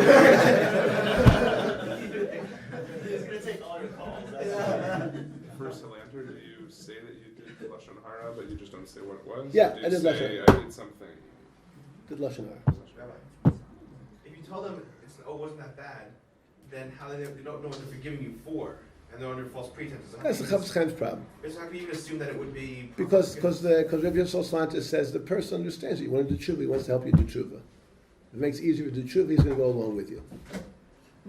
He doesn't want to wring you out like a wash rag. That's what's going back and forth. Okay, back over here. Yes? When Moshe speaks... Oh, okay, Alex and Gil, what's it say in Daf Daled there in Brachos? David knew when midnight was, so that's correct, right? That's the next piece of Gemara, right? Oh. No, so the other way, the Gemara learns this answer, and then the Gemara gives a second answer. The Gemara says this teaches us that if you're a Talmud Chacham, you should train your mouth to say, I'm not sure. A Talmud Chacham, whenever he says something over, he knows he's human. He wants to train himself to be humble, and therefore the way a Talmud Chacham should speak is he should say like Moshe Rabbeinu says, Shema, maybe, Lilmud Lashoncha Lomar Ini Yodeh. Teach your son to say, I don't know. So you'll become a humble person. That's the second ride from this Gemara. Rashi brings the first, not the second, of the two answers in the Gemara. Yeah. Yeah. When Moshe speaks to Paro, is he speaking to him in Hebrew? Or No. He doesn't know Hebrew. So what, like, Moshe doesn't know Hebrew? No, Paro doesn't know Hebrew. Paro doesn't know Hebrew. But how, I thought Yosef Paro knew doesn't. Hebrew. We studied a few parashas ago that Paro knew. No. Isn't this the same Paro? He didn't know Hebrew. Yosef had that on top of it. Didn't know Lashon He did know HaKodesh. Hebrew. Didn't know Lashon Hebrew. That's Lashon HaKodesh. There's no Hebrew Lashon HaKodesh. He didn't know Lashon HaKodesh. So then, how does Moshe translate that experience in these Hebrew letters? That's being, if he's speaking, so he's not translating word for word then, he's translating idea by idea then. Umeis kol b'chor beretz Mitzrayim u'b'chor Paro yoshev al kisel ad b'chor hashivcha asher achar rechaim. B'kol b'chor behema, and all the oldest animals. Okay, watch this very carefully, guys. Ian, you're watching? I think Zach may have stolen your pocket watch. Do you have a pocket watch in your pocket now, Zach? Ian? You lost yours already. I knew it happened. Okay. So, yeah, Zach's got it. He's happy. Okay. Here it goes. So, Rashi.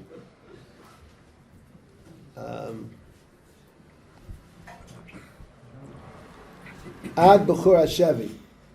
Lama Laku Ashvuyim. Why did the other non-Jewish captives get hit? Kidei Shelo Yomar Yeresim Tivar Ema Bolam. So they won't say that the reason that the plague came was because the Carthaginian God was upset with them. So the Carthaginians who were in jail with the Jews, their firstborns also got hit. Right? Ve'vi Piranias al Mitzrayim. And they brought the piranhas on the Egyptians.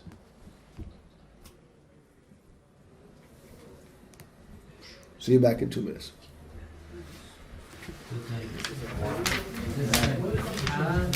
That's your article sometimes does strange things. What is it? Shvi means the Carthaginians? No, Shvi is capital. Ready? No. So, 4 steps to why? I don't really know how to identify the question over here, Rashi. Ad Bechor Hashvi is not in the pasuk. Pasuk 5. It's not? Ad Bechor Hashvi. It doesn't say Ad Bechor Hashvi in this pasuk. I think it says Ad Bechor Shivcha. Right. So it says later on. If you look at 12:20. I'm saying the question is so 12, 30. No, the answer is Yeah, 12:20.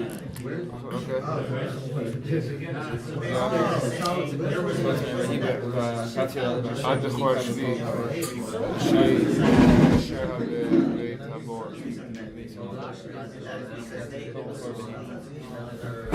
So he's asking the question over here. So if you're supposed to train your mouth, why does he kill the Mahor Shvi? necessarily affect you. Like really, it only mentions the Mahor Shvi over there.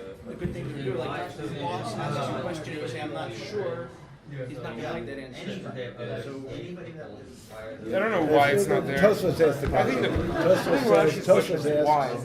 Why didn't he kill, like, What about Rashi's wondering somebody why asking he didn't kill So why you did should he always say kill the answer clearly. You the say with other humility. captives' kids? I think the answer is like this. It's not, the answer is like this.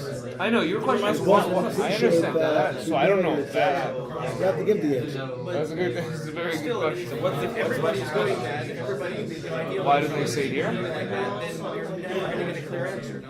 Right, we'll have discussion. We'll be open to discussion. Look at his answer. I think what You're his not question sure is anything about it, so tell me what you think. Pasuk says, We're genuine conversation. Pasuk says, all before Mitzrayim, all before Eretz Mitzrayim, all firstborn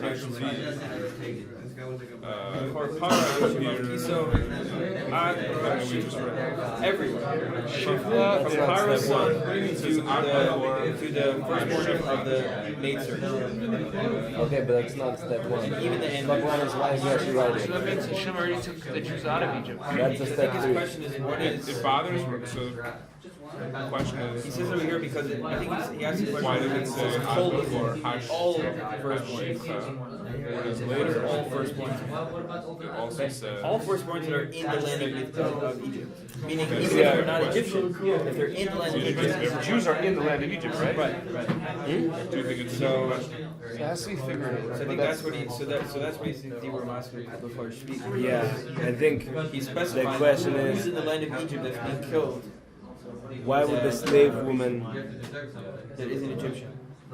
There's an Egyptian or is it that Jewish? first one be killed? It's not. That's not who's being killed who's not Jewish. No, everybody's being killed. It's not Jewish. He's killing all the Egyptians. But he's identifying that was the question. Rashi's comment. Because It does say Egypt because it does say Egypt too. It says, from the firstborn of Pharaoh, he sits on his throne from the first. He's killing all the firstborn in Egypt. Is it like a surrounding land or something? I really don't know.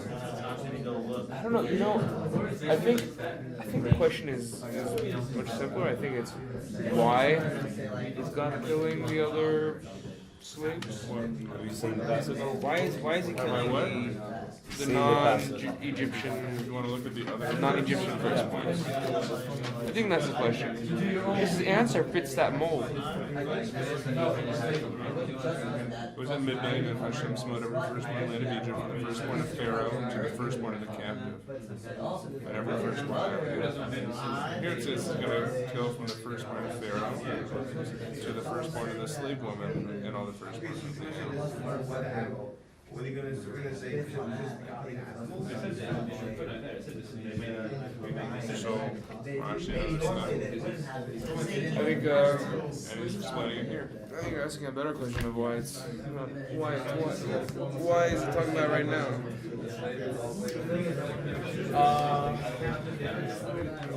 The question could be, why is he saying like all this? He could have simply said every single firstborn that's not from Israel. A little bit more concise. To distinguish between Egyptians and Rashi Israel. doesn't comment on. So the point is to distinguish between Egyptians and Israel. Why is he killing everyone that's in Egypt? If that was Including people that aren't question, Egyptian. then that would have been the title. The answer would be because they didn't want God didn't want the Egyptians to think that a reason it was the God of the Well, other yeah, people. he goes through each all the others. Did we hear the question? Yeah, why did he kill all Why is he saying all the each of those? firstborns of the non-Egyptians? Why did you kill the firstborn? Right. It says kol before What's the explanation of all of kol them? before be'eretz Mitzrayim. The question is, Why not just land of why not just the Bechor Mitzri? Right, before Mitzrayim. Kill. Why would the first Kol before the eretz Mitzrayim. No. The question is, why does Who it is say this kol here? before? What is it including? The Shvi, the captive. And why? Why is it called the captive? Because Well, maybe that's the second they one. should say that so they shouldn't say that their God protecting them. Because obviously their ancient land satisfaction or their predation is 500. Oh. Okay. Where are we up to? Gil, I think we're up to you. Go for it. The first step here is the hard one. Yeah.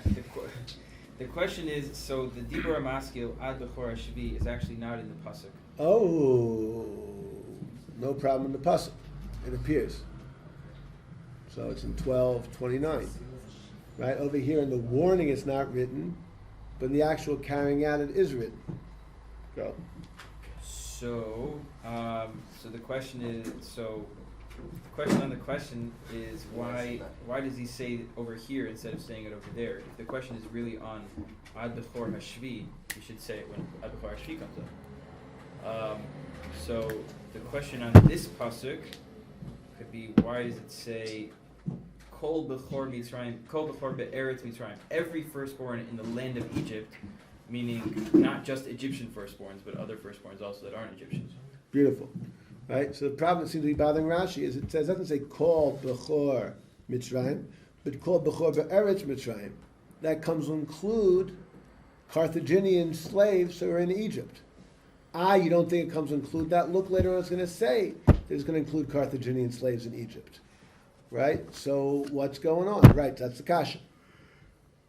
Answer is what? Seems like very similar to what happened before, that God and Moses are trying to take extra care to prevent the Egyptians from thinking that this is not God of the Israelites. So the point is to eliminate all possibilities that it's not the Jewish God, because they would say that, it's the wrath of the Carthaginian God who's coming due to what we've done to them. Great. So that's what we're going to take away. Okay, so step 3, yeah. If that's the case, then they probably should have merited they can't just like punish people, right? Right. That's the thoughts of Alex, not just my thoughts. Beautiful. I'm really actually not so happy. Alex has been here 4 months. I thought he'd come up with the answer, but you can come up with a good question. But Alex, you have to come up with the answer. But okay, you're right. What's the answer, Alex? That you mean not Rashi's answer, but the answer. Well, you have to read the. you have to read the next. You have to step 3. He's asking a step 3 on Rashi. Yeah, that they also didn't treat the Jews so well, so they did deserve it. Yeah, look at the next Rashi. Just read it in English. Want to read out loud to me? From the firstborn of Pharaoh to the firstborn of the slave woman, all those of lesser stature than the firstborn of Pharaoh and greater than the firstborn of the slave woman were included in this warning to Pharaoh. Why were the sons of the slave women smitten by the plague? For they too would work the Israelites as slaves and rejoice in their distress. Right, so the Jews were the bottom of the totem pole. So you're right, you couldn't kill a Carthaginian unless he'd done something that made him culpable. So they enjoyed pushing down the Jews so they could also get punished then. That was the answer to step 3. Step 4 is don't afflict people who are not in power right now. Lose your merit to live. Yes? Even if they hadn't mistreated the Jews, couldn't they also have been being punished for idolatry? That's a good answer, David. I don't know anybody who says it, but it makes sense. You're saying there's an idea that you don't get punished for something until there's an expression. In the hour of punishment, God punishes all.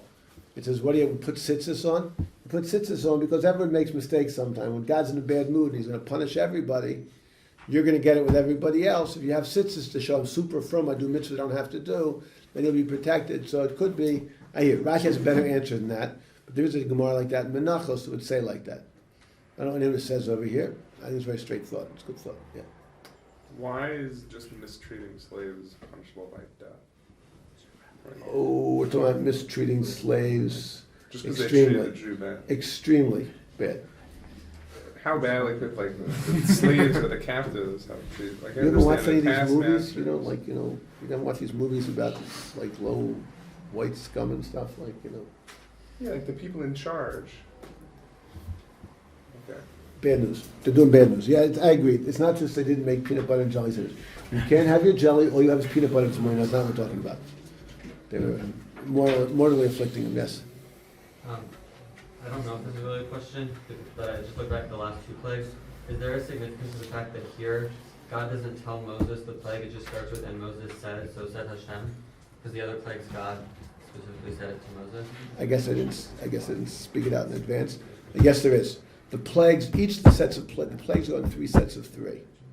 And the plagues go first is, there's 3 reasons why you won't do the right thing, Alex. One reason you don't do the right thing is because you got the wrong philosophy. You got the wrong ideology. Second reason is you got the right ideology, but you're scared because there's power working against you. And the third reason you don't do the right thing is you just don't listen to yourself. So the plagues go in 3 orders. The first plague, God always says, Lech, go meet him on the river, right? The river is the Nile River where he has his palace to worship himself in the Nile River.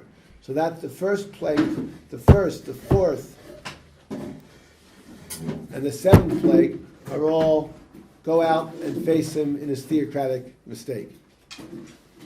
2, 5, and 8 are all bow. Go into the palace. Go is a political power, is physical power. Sometimes you listen to people not because you think they're right, but just because you don't want to get obliterated. And the third one there's no warning for. Third is a warning for because you don't need warning. You know the right answer yourself. It's inside of you. Sometimes we know the right answer and we just don't want to listen to ourselves. So that's what this last plague is like. You don't need a warning. It's you figure out what's going on. Straight, yes, ma'am. So it says that they were concerned that they would think it was the god of the Carthaginians and not, if they hadn't been killed. But it seems so absurd. I mean, in the 10 plagues, all from Moshe saying, take my people out, the Jewish people, they said no. He had the whole deal, and it says a couple of verses before that he was very well respected. He was respected in Egypt by all the people. He was great. I mean, the fact that they had to buy blood, the water from the Jews and not from the Carthaginians, but from the Jews themselves in Goshen, shows that it's a Jewish god. I mean, if anyone, how would they even come to the conclusion, like all of a sudden, like, oh, maybe it's a Carthaginian god? Like, it seems like it seems absurd. So why is it even a concern that they would even think that it was like some random person? Like, it's Ian, why? Like what we said before. Thank you. That that Moses is focused on not like being correct always, but like making sure that everyone knows about God in case they should. Even a person who's so twisted, I don't want to make a mistake. My job is not to make a mistake. You think he's twisted? You would say. I think it's more likely that the better answer would say because they were also evil. But like, I mean, it just seems like it's such an unlikely scenario that it doesn't seem like it's the likely cause. So it seems like it would. You're a tough guy. You're a tough guy. Moshe Rabbeinu says there's hope for everybody. People, you should see the questions I get asked during a week. Like, I told you about this question. This one like still sticks in my mind. I'm sitting doing a question and answer after my Maimonides program, 3 months ago and 2 months ago in Harvard. And this woman asks me, tells me, I have a problem with the 10 Commandments. Okay, so I'm already like, what we're going to go for. Like, but this was new one. She said she didn't understand why adultery was forbidden. Why can't we have consensual adultery? It lives up a marriage, right? She wants to get married to a guy. She gets bored with the guy, so they should have consensual adultery, like, Bat his head. We should have consensual adultery, like what's going for it? So I kind of sat there and was like, because it's no longer marriage, because marriage is when you trust completely in each other. Like, I was trying to go with this over here, and this woman was just like, oh, and so we did a 15-minute dance, and the rabbi, they said, why were you so patient with her? I said, just tell her she's nuts. I said, no, because it's a real question to her. Her mind is that twisted by the society she lives in. I promise you she wouldn't. They were too afraid of me in class. I knew I'm in charge of more, or the rabbi's afraid of me. She's not going to ask a question. She thinks it's a stupid start up with me question, right? Like, it's not going to be so. It's a tough generation. People, yeah. Maybe you should be a prosecutor, not a defense attorney. Okay. We're good? Here we go, back in here. Okay. For time-wise, I would like to get to the first mitzvah, so we're just going to run a little bit over to Yud Vei's Aleph. I'll read the psukim, you can follow me. Vayasot tzaka gadol will be a great cry. Kol eretz Mitzrayim asher kamo lo na'aseh kamo lo tosif. L'kol b'nei Yisrael lo yachretz kelev l'shona. No dog would bark. L'mi'ishad behema. L'nante do another Yonoshan asher yafla Hashem ben Mitzrayim u'ben Yisrael. The God divides. V'yerdu kol avdecha elo alav yishtachu v'lila moetzei atov v'kol ha'am asher b'raglecha v'achrei ken etzei v'yetzei min paro b'charayaf. You'll leave. Yom Hashem Moshe lo yishma aleim paro leman rabov mos of Siberius Mitzrayim. I know Paro's not going to listen, and you've had 10 beautiful tests to see how much I control the world. Moshe Aaron asu es kol amovsim ein lifnei Paro v'yechazik Hashem es leif Paro. God hardened Paro's heart v'lo shilach es bnei Yisrael me'achsav. V'yomer Hashem o Moshe v'yal Aaron b'eretz Mitzrayim lemor hachodesh hazeh lechem rosh chadashim. This month will be the new month. Roshi lechem lechodshei hashana. It's new to you from all the years. Okay, so. Can I ask a question? No, this we do it. So this is, remember, the first Rashi in Chumash. First Rashi in Chumash, it says the Torah could have started from here. This is the first mitzvah. Why did it start before here? We said 2 answers. Rashi said because we have to know about the importance of Eretz Yisrael, and Rabbeinu Bachi and the Chavetz Chaim say we have to know hashkafa. Until we know philosophy and see how big God is, how important relating to God is, mitzvahs aren't important. Second big question. We start off with Bereshis. Bereshis means in the beginning. Now we have a Chodesh Hazeh Lechem. We have Chodesh Tevu. Now there's a big idea in the Torah. Why is this the first mitzvah? Why is this the simon of all mitzvahs? The first mitzvah God gave to all mankind. 2 big answers. 2 big answers. First answer is that the essence of life in Judaism is sanctifying time. The essence by Greeks, the key is sanctifying place. In Greeks, the big thing is having holy places. In Judaism, Mount Sinai is not holy. What's the first thing that's declared to be holy in the Torah? God. Nope. What's the first one? First thing. Oh, there's first object declared to be holy is Shabbos. Time is our paradigm of holiness. Can I live connected through time? God's name is Yud Hey Vav Hey, right? Which means I will be what I will be. It's the sense of being.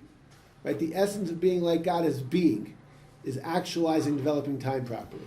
So the first thing that God gives to us is how do you sanctify time? You're going to say this month is to you a Rosh Chodesh. Now, there's an obvious idea you see over here that before there was Rosh Chodesh, there was just Shana. There were years. The root of the word Shana is the word to repeat and the word to sleep. Right? Why does the word year relate to repeat and sleep? One should be a 6th or 7th grade science class. One more time? It repeats seasons, everything, the cycle repeats. Can we give you a little bit of like, I didn't mean a 6th or 7th grade answer, I just meant like, yeah. Right, you have the sun over here, right? And the earth repeats what it's doing, right? This goes around again and again, and that's a shana. It repeats. So, and like Ian said, winter, summer. You guys don't even know James Taylor. Oh, you have to. Good for you. Okay, good. So you do know. It's okay. I just came out of my mouth. I said, "Oh, back to high school." Okay. Okay. Well, winter, spring, summer, and fall. Right. You know, like I just call right up there for it. So like so like you just go around again and again. Right. That's shana. Second of all, shana is the word for sleep because sleep is nothing new's happening. It's just we've done this before. We're going back. We're going to sleep. We're going. God says now your job is every time there's a new month that comes up. A month in Hebrew is called new. Which you should understand is the exact opposite of old, right? Of sleep or repeat, right? Your job is every month, oh, you think you had that month before? No. It's new. I can make it new. Me with Basin, I have a new chance to live. I have a new chance to grab onto it. So God says the beginning of being Jewish is every experience you have making it new. It's not an old experience. It's a new experience. You're there. You're new. It's chadash. The first mitzvah that God gives us is a chodesh hazeh lechem. You have to make the month new. Sit down and Rosh Chodesh. We're going to do a couple hours. No, we'll do it in a couple of minutes, actually. Right? You know, you can have a Rosh Chodesh. You have to sit down and make that this month will be new. It's not, oh, I've been doing this yeshiva stuff for 3 months, and now I got the idea right. I basically make sure to fall asleep in Rabbi Gershenfeld's class, and, you know, and big time. You know, we've come a long way. right? Step guys, you'll get there eventually, it'll be okay. Right? So like, what's he going for? That's what we're happy. So the first mitzvah we have is you have to sanctify time because life is a process, and you have to make that time new. That's why there's the first of the 613 mitzvahs in the Torah that God gives us for the first time as a Jewish nation. Obviously, we got the mitzvah of be fruitful, multiply before, but we weren't a Jewish nation. Obviously, the first commandment we got was the 10 Commandments, know I'm the Lord our God. But the first commandment He gave us as a people, as a nation, is this mitzvah, and that's what's going on. And that's where the Torah should have started from. Okay, good. Fine. Now I take, you're done, you have a question? Yeah, I was taught, I guess, in Venezuela that every time there's a mitzvah, it's a tzav and a mitzvah, but here there's no tzav. There isn't. You're wrong. Right. Wrong. So why does it say sometimes tzav and sometimes not? We're going to get to it in Parshas Tzav. We'll talk about it. Parshas Tzav and Vayikra, the second portion of Vayikra, is going to tell us that the only mitzvahs that are called Tzav is ones that you have to be very passionate and very unusual about. Regularly speaks v'yadaber v'yomer. We'll get there. But then God says they're all mitzvahs, they're all important things to connect to God through. Yes? Why is the first mitzvah Shabbos? Sanctify, like making Kiddush.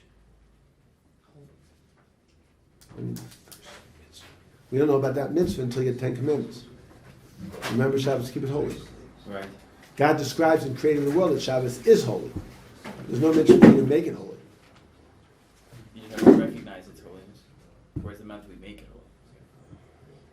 Sorry, this is not the first mitzvah. This is only the first mitzvah as a Jewish people, right? Right. No, because we had 2 mitzvahs. We had 3 mitzvahs in Bereshis. 3 mitzvahs in Genesis.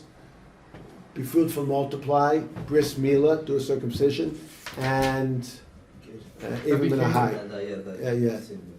The sinew. Who enforced these mitzvahs? Was it just Nobody. independent with God? The Jewish nation took it on its custom. And No what about the enforcement. Noahide laws? We didn't abide The by them? Noahide laws you have to do all the time, but they're not written in the Torah. Oh, they're not. They're logical. Is it their ferrets? Logical, they're Oh, logical. strong, powerful logic. Okay, so here we go. So that's what's going on over here. Chodesh Hazeh Lechem. There. Were there 2? Dabru kol adas Yisrael lemor be'asar lechodesh hazeh v'chulam ish seh leveitz avos seh lebayis. On the 10th day, everybody has to take a sheep to themselves.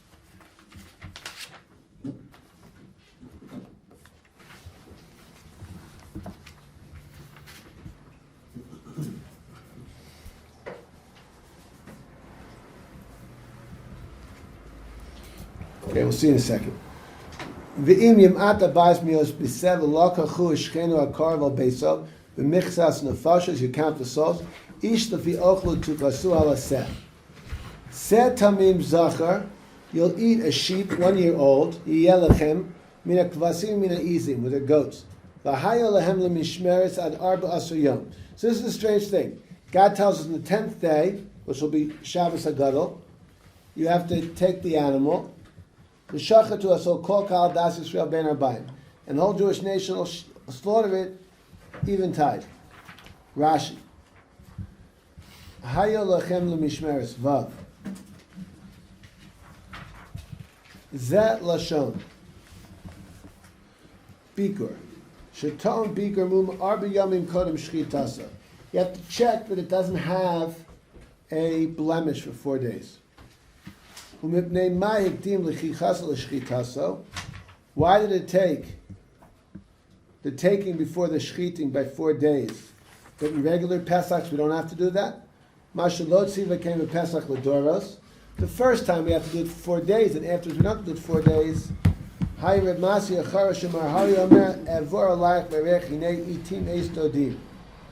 shvush and ishpat Avraham shagel benov. Jews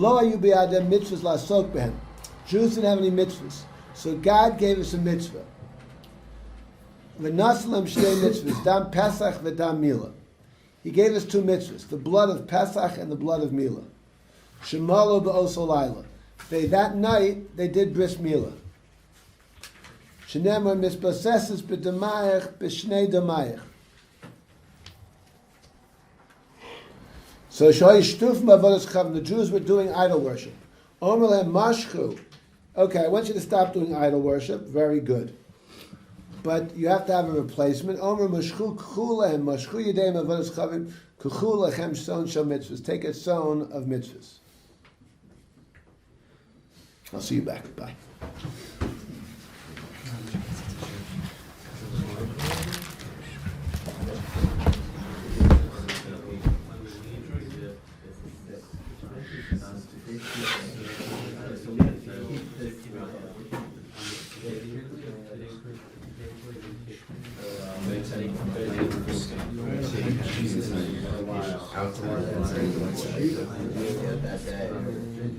They sacrifice the sheep and they place their own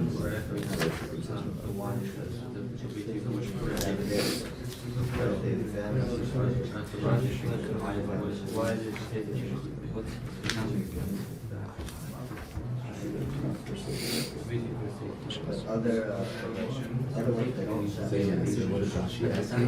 What is safekeeping? What is the safekeeping refer to?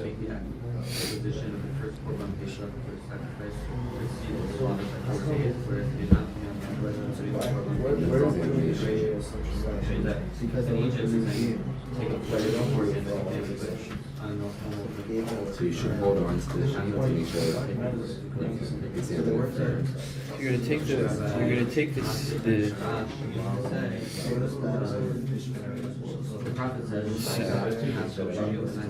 on the 10th they're gonna take it, and then it's gonna be a mishmeres until the 14th. So what does that mean? It's gonna be mishmeres. It's gonna be a safekeeping. Examination. You're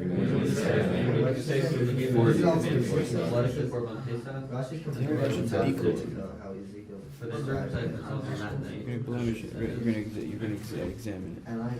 Why do you make their position?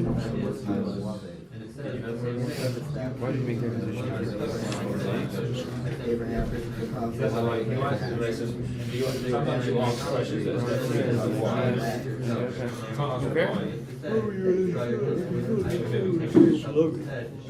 think in the Russia doesn't talk about safe instead.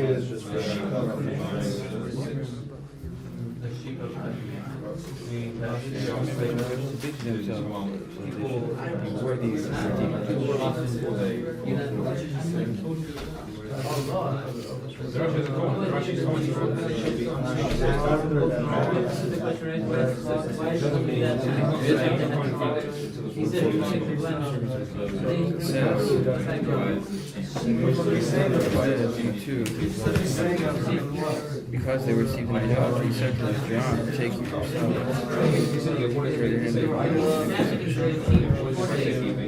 How come you didn't say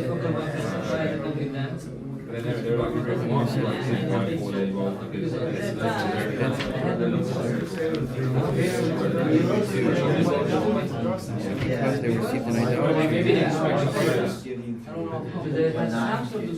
Because they received an idolatry. Take it yourselves.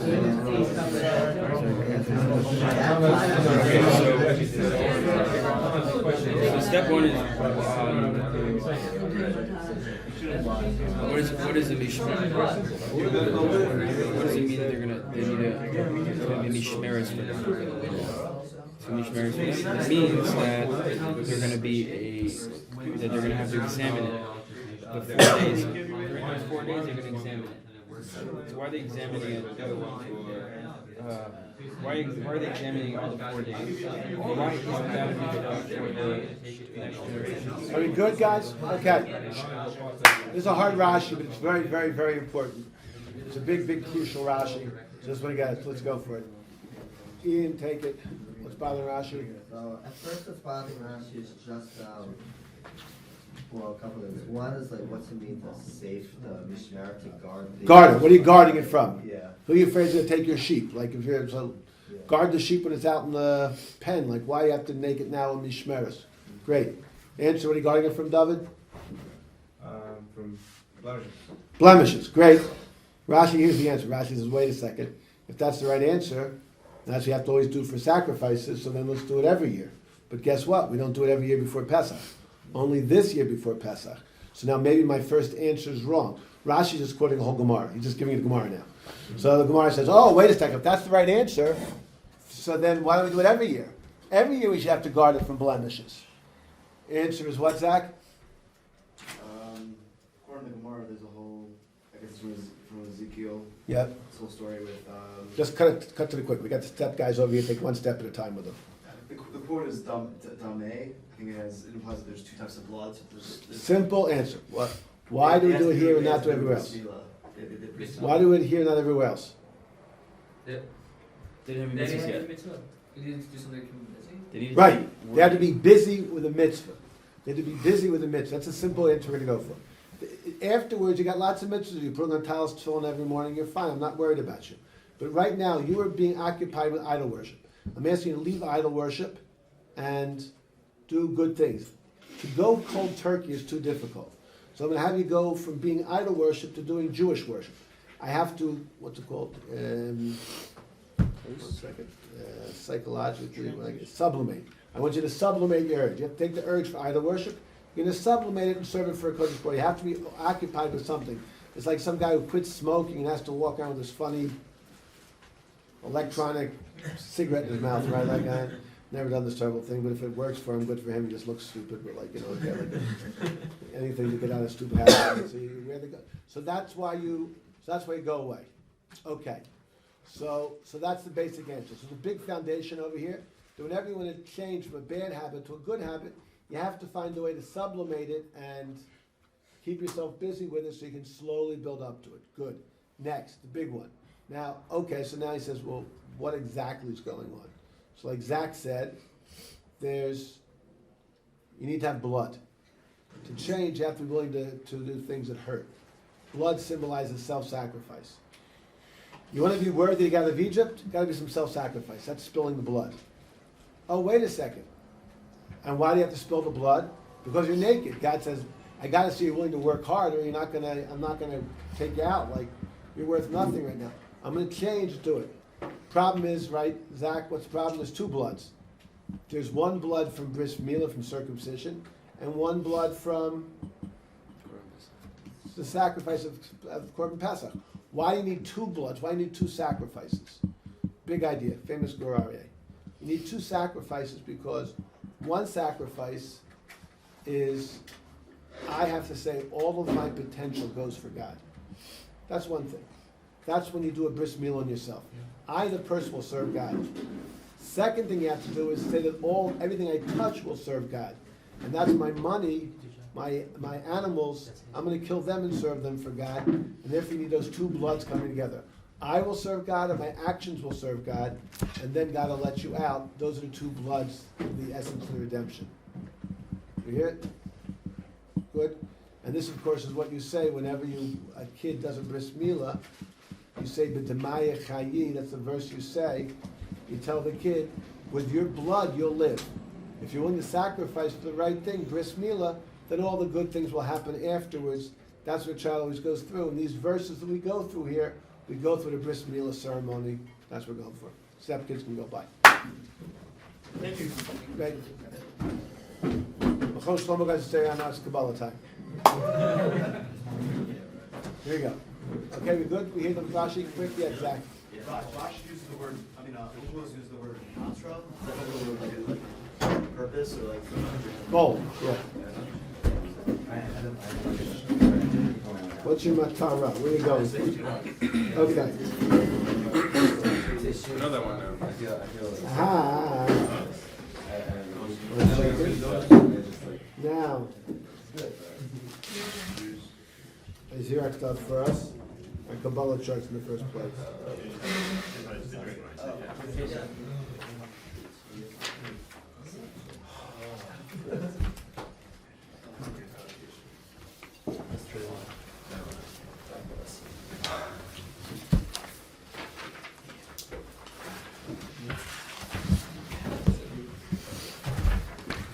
Or how much is open? I don't think you need them open, maybe.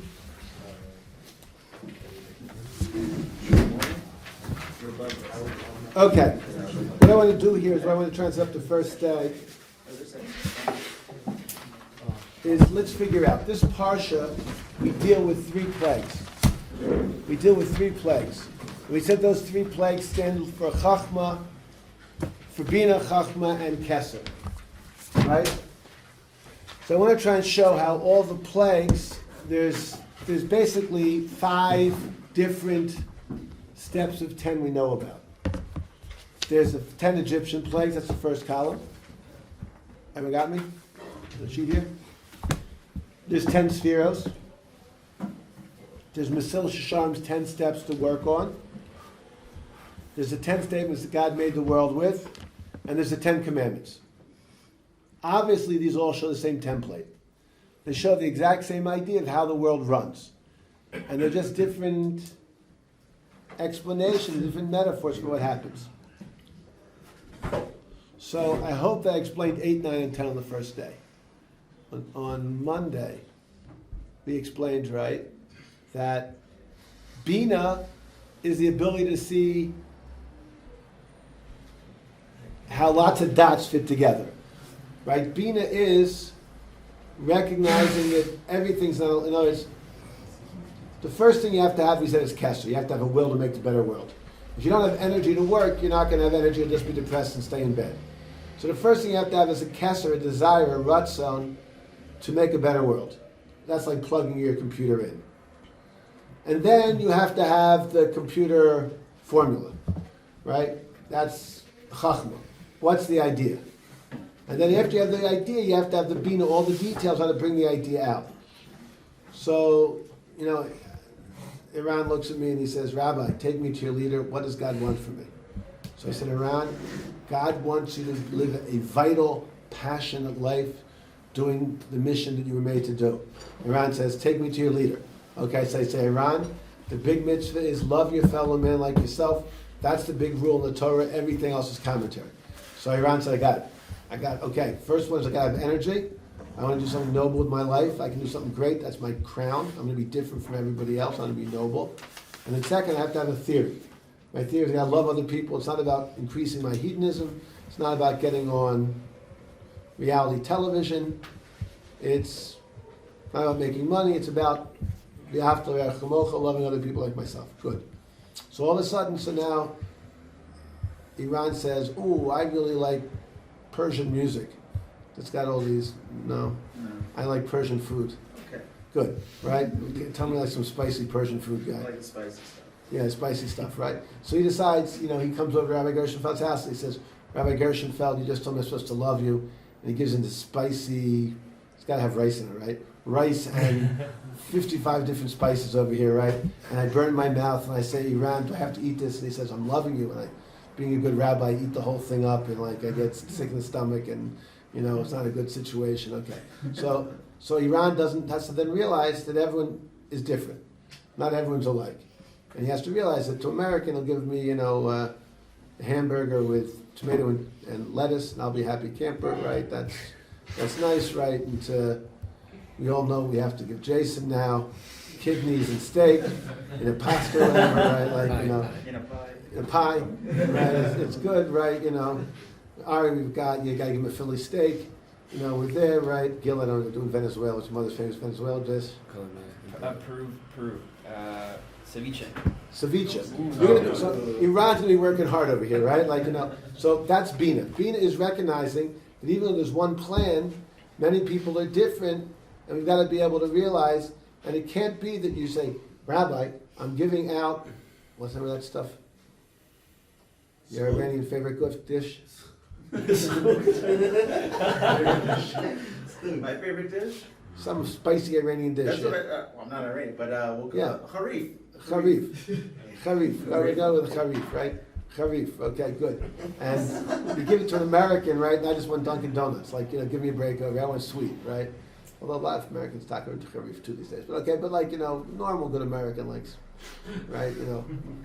They told me they make the Heinz ketchup different. They make 16 different Heinz ketchups, and the one in America has the most sugar in it. It's like, yes, makes sense, right? So okay, but so a person who doesn't have Bina says, I don't get it, Rabbi Gershenfeld.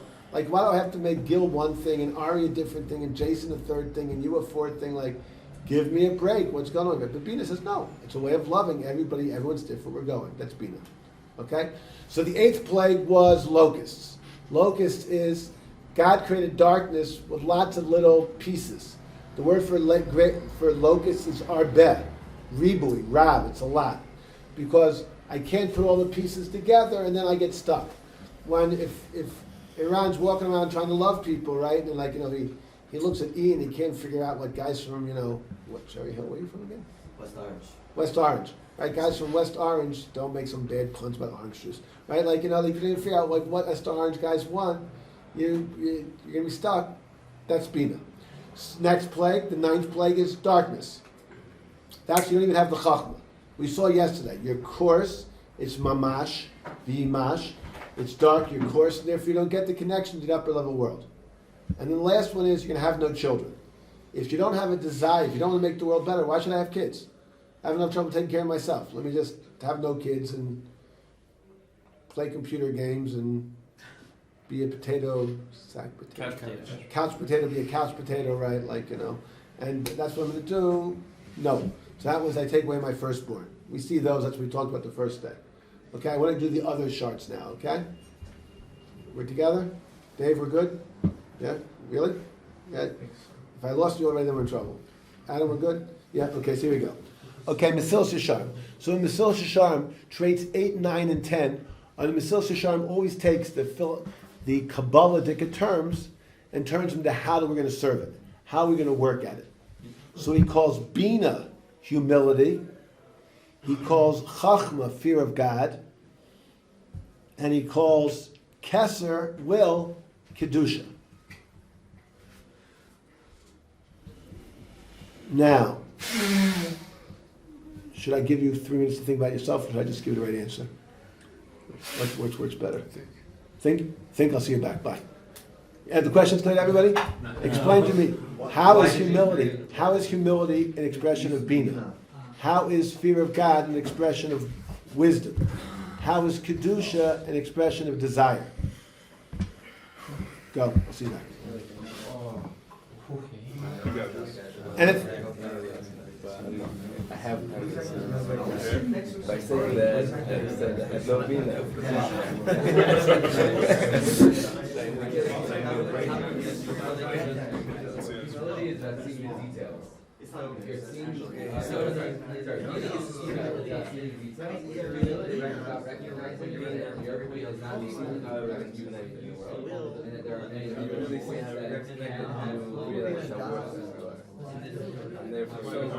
Humility is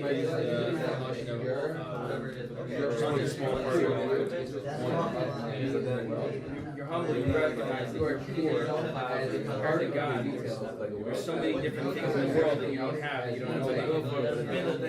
Like the poor person, like the poor person just doing like one is like fear of God, some come in schools and have different shelters.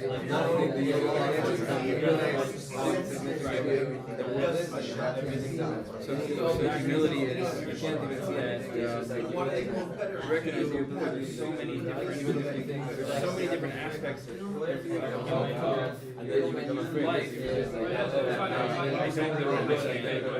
have not really access.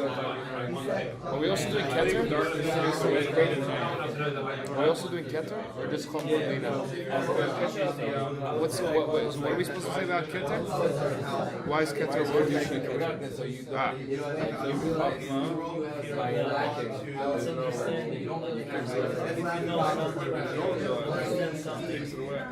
If you know there's God. I think that's you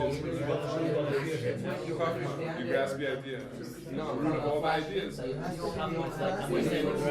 something, you don't notice it. So if you know something, you have one wonder, there's no one wonder. Oh my God. Before you could see it now, if you have a higher knowledge, if you have a higher knowledge, you recognize that it's not something that you are capable of coming up with. It's something, it's an idea that's so But the way you're describing it is not the way they desire, but It's an idea that is you realize that you lack the desire. like abstract. No, it's not.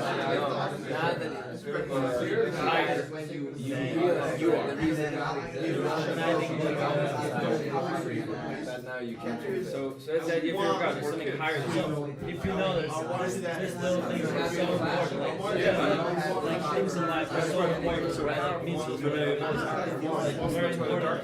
You're not going to break them.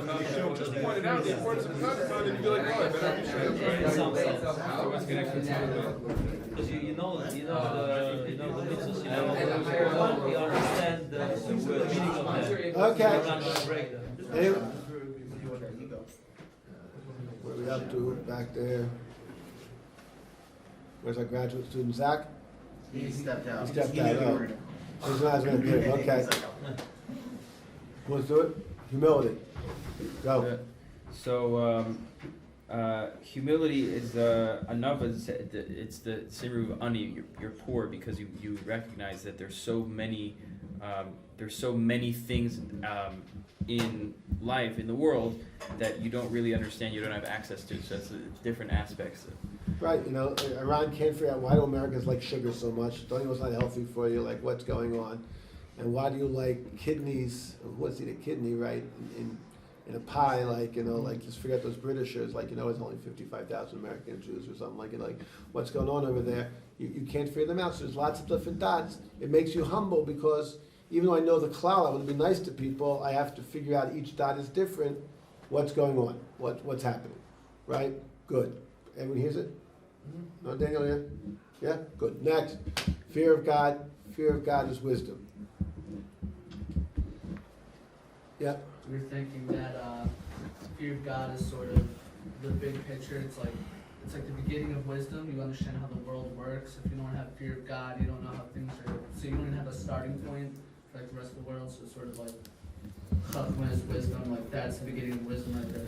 If you don't get the fact that it's a big world and you have awesomeness of God, then you don't understand the world properly. That's what the Ramchal said. We saw him twice in introduction. Reish is chachma. The beginning of wisdom, Yiras Hashem. He said that is the only wisdom, right? Perceiving that there's a first cause. If you're great at technical things that are small, you're not really wise. Wise is knowing the ultimate cause. Again, the ultimate light. If you don't have the sunlight, everything else is going to look dark down here. Imagine the sun's blocked out. You're not going to be there. So Yiras Shamayim is the ultimate wisdom, getting through all the little things, seeing the big picture. That's what we're going for. Great. Third, the first is Kedusha. How's Kedusha opposite Keser? So we always tell you what's Kedusha? Passionate connection. Thank you. Passionate connection, right? It's passionate connection. This is why I always push passionate connection. There's so much to connect. It's so important to connect. I want to connect to God. I want to connect to my wife. I want to connect to my kids.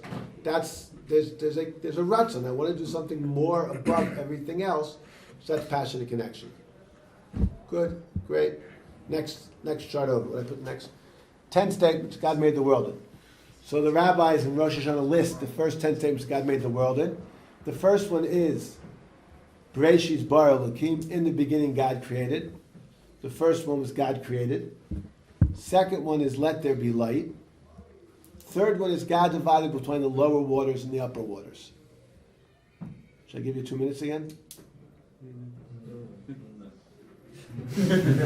Okay, I'll do it. Here. So, just because it's late, I'll do it. What happens? So, divided between upper waters and lower waters, obviously the beginning of creating Bina. It's creating little dots. It used to be the water was all alike. It used to be the whole world was alike. But God divided between heaven and earth, between upper and lower, and that means everything's going to be different. So he's starting to make a world which is not one idea. There's one way the worlds work spiritually, one way the worlds work physically. There are two different things. There's upper and lower worlds, and you have to start having Bina. They're different from each other. Right? Let there be light is the aspect of revealing the reality. Light reveals what's going on inside of it. That's the ultimate wisdom. When you sit here in the darkness, you can't tell what Iran's doing. And then when you have light, you can tell what he's doing. You have wisdom. You figure out what's going on. That's the ultimate winning.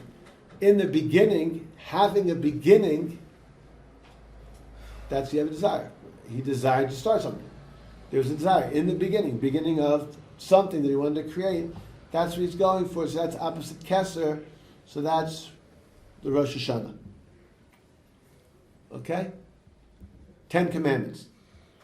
10 Commandments. First is, I am the Lord your God who took you out of Egypt. So that's just saying, I existed and I wanted to take you out of Egypt. Not a commandment, it's just a ratzon. Then, no gods before me. Nothing blocking the sun. You have to have a complete relationship with me. And then, don't take my name in vain. You might think, oh, I can't defame God, his essence, but his name, his shame, that's something different than God. There's two. So no, I have to treat God properly, I have to treat God's name properly. Even though God's made a name, he's made an external sign, that also be treated with respect and difference. That's the way it's going. And of course, you can carry this to all 10 aspects of what's going on. That's the basic idea of how all these 10s fit back and forth. Tomorrow we're going to skip in the Chumash. We're going to jump all around. If you want to look at it in advance, it'll be easier for you. The study verses, look at these verses up here, and then these are the two verses we'll start with, touching up down there. And I'll try and go through the Pesach Seder with us. Okay? So you can take this. If you prepare in advance, you'll understand the Shir better. If you don't prepare in advance, you'll understand the Shir fine.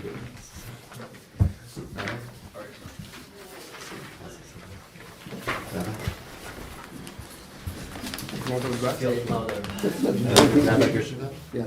Why do the first three replays the Pharos and the Sefer Kareem go from the 10 to 1, and the 10 things in tradition and the 10 commandments go from 1 to 10? Because the 10 Makos and most and Mesilas Yesharim are talking about how to redeem us after we're not pure, right? God made us theoretically from the top to the bottom, and now when we clean ourselves up, we clean ourselves from the bottom to the top. So those are the processes of recovering who we are, going from the coarse to the more refined. Yeah? Yeah. Great. Have a good night. And I guess now, good Rosh Chodesh.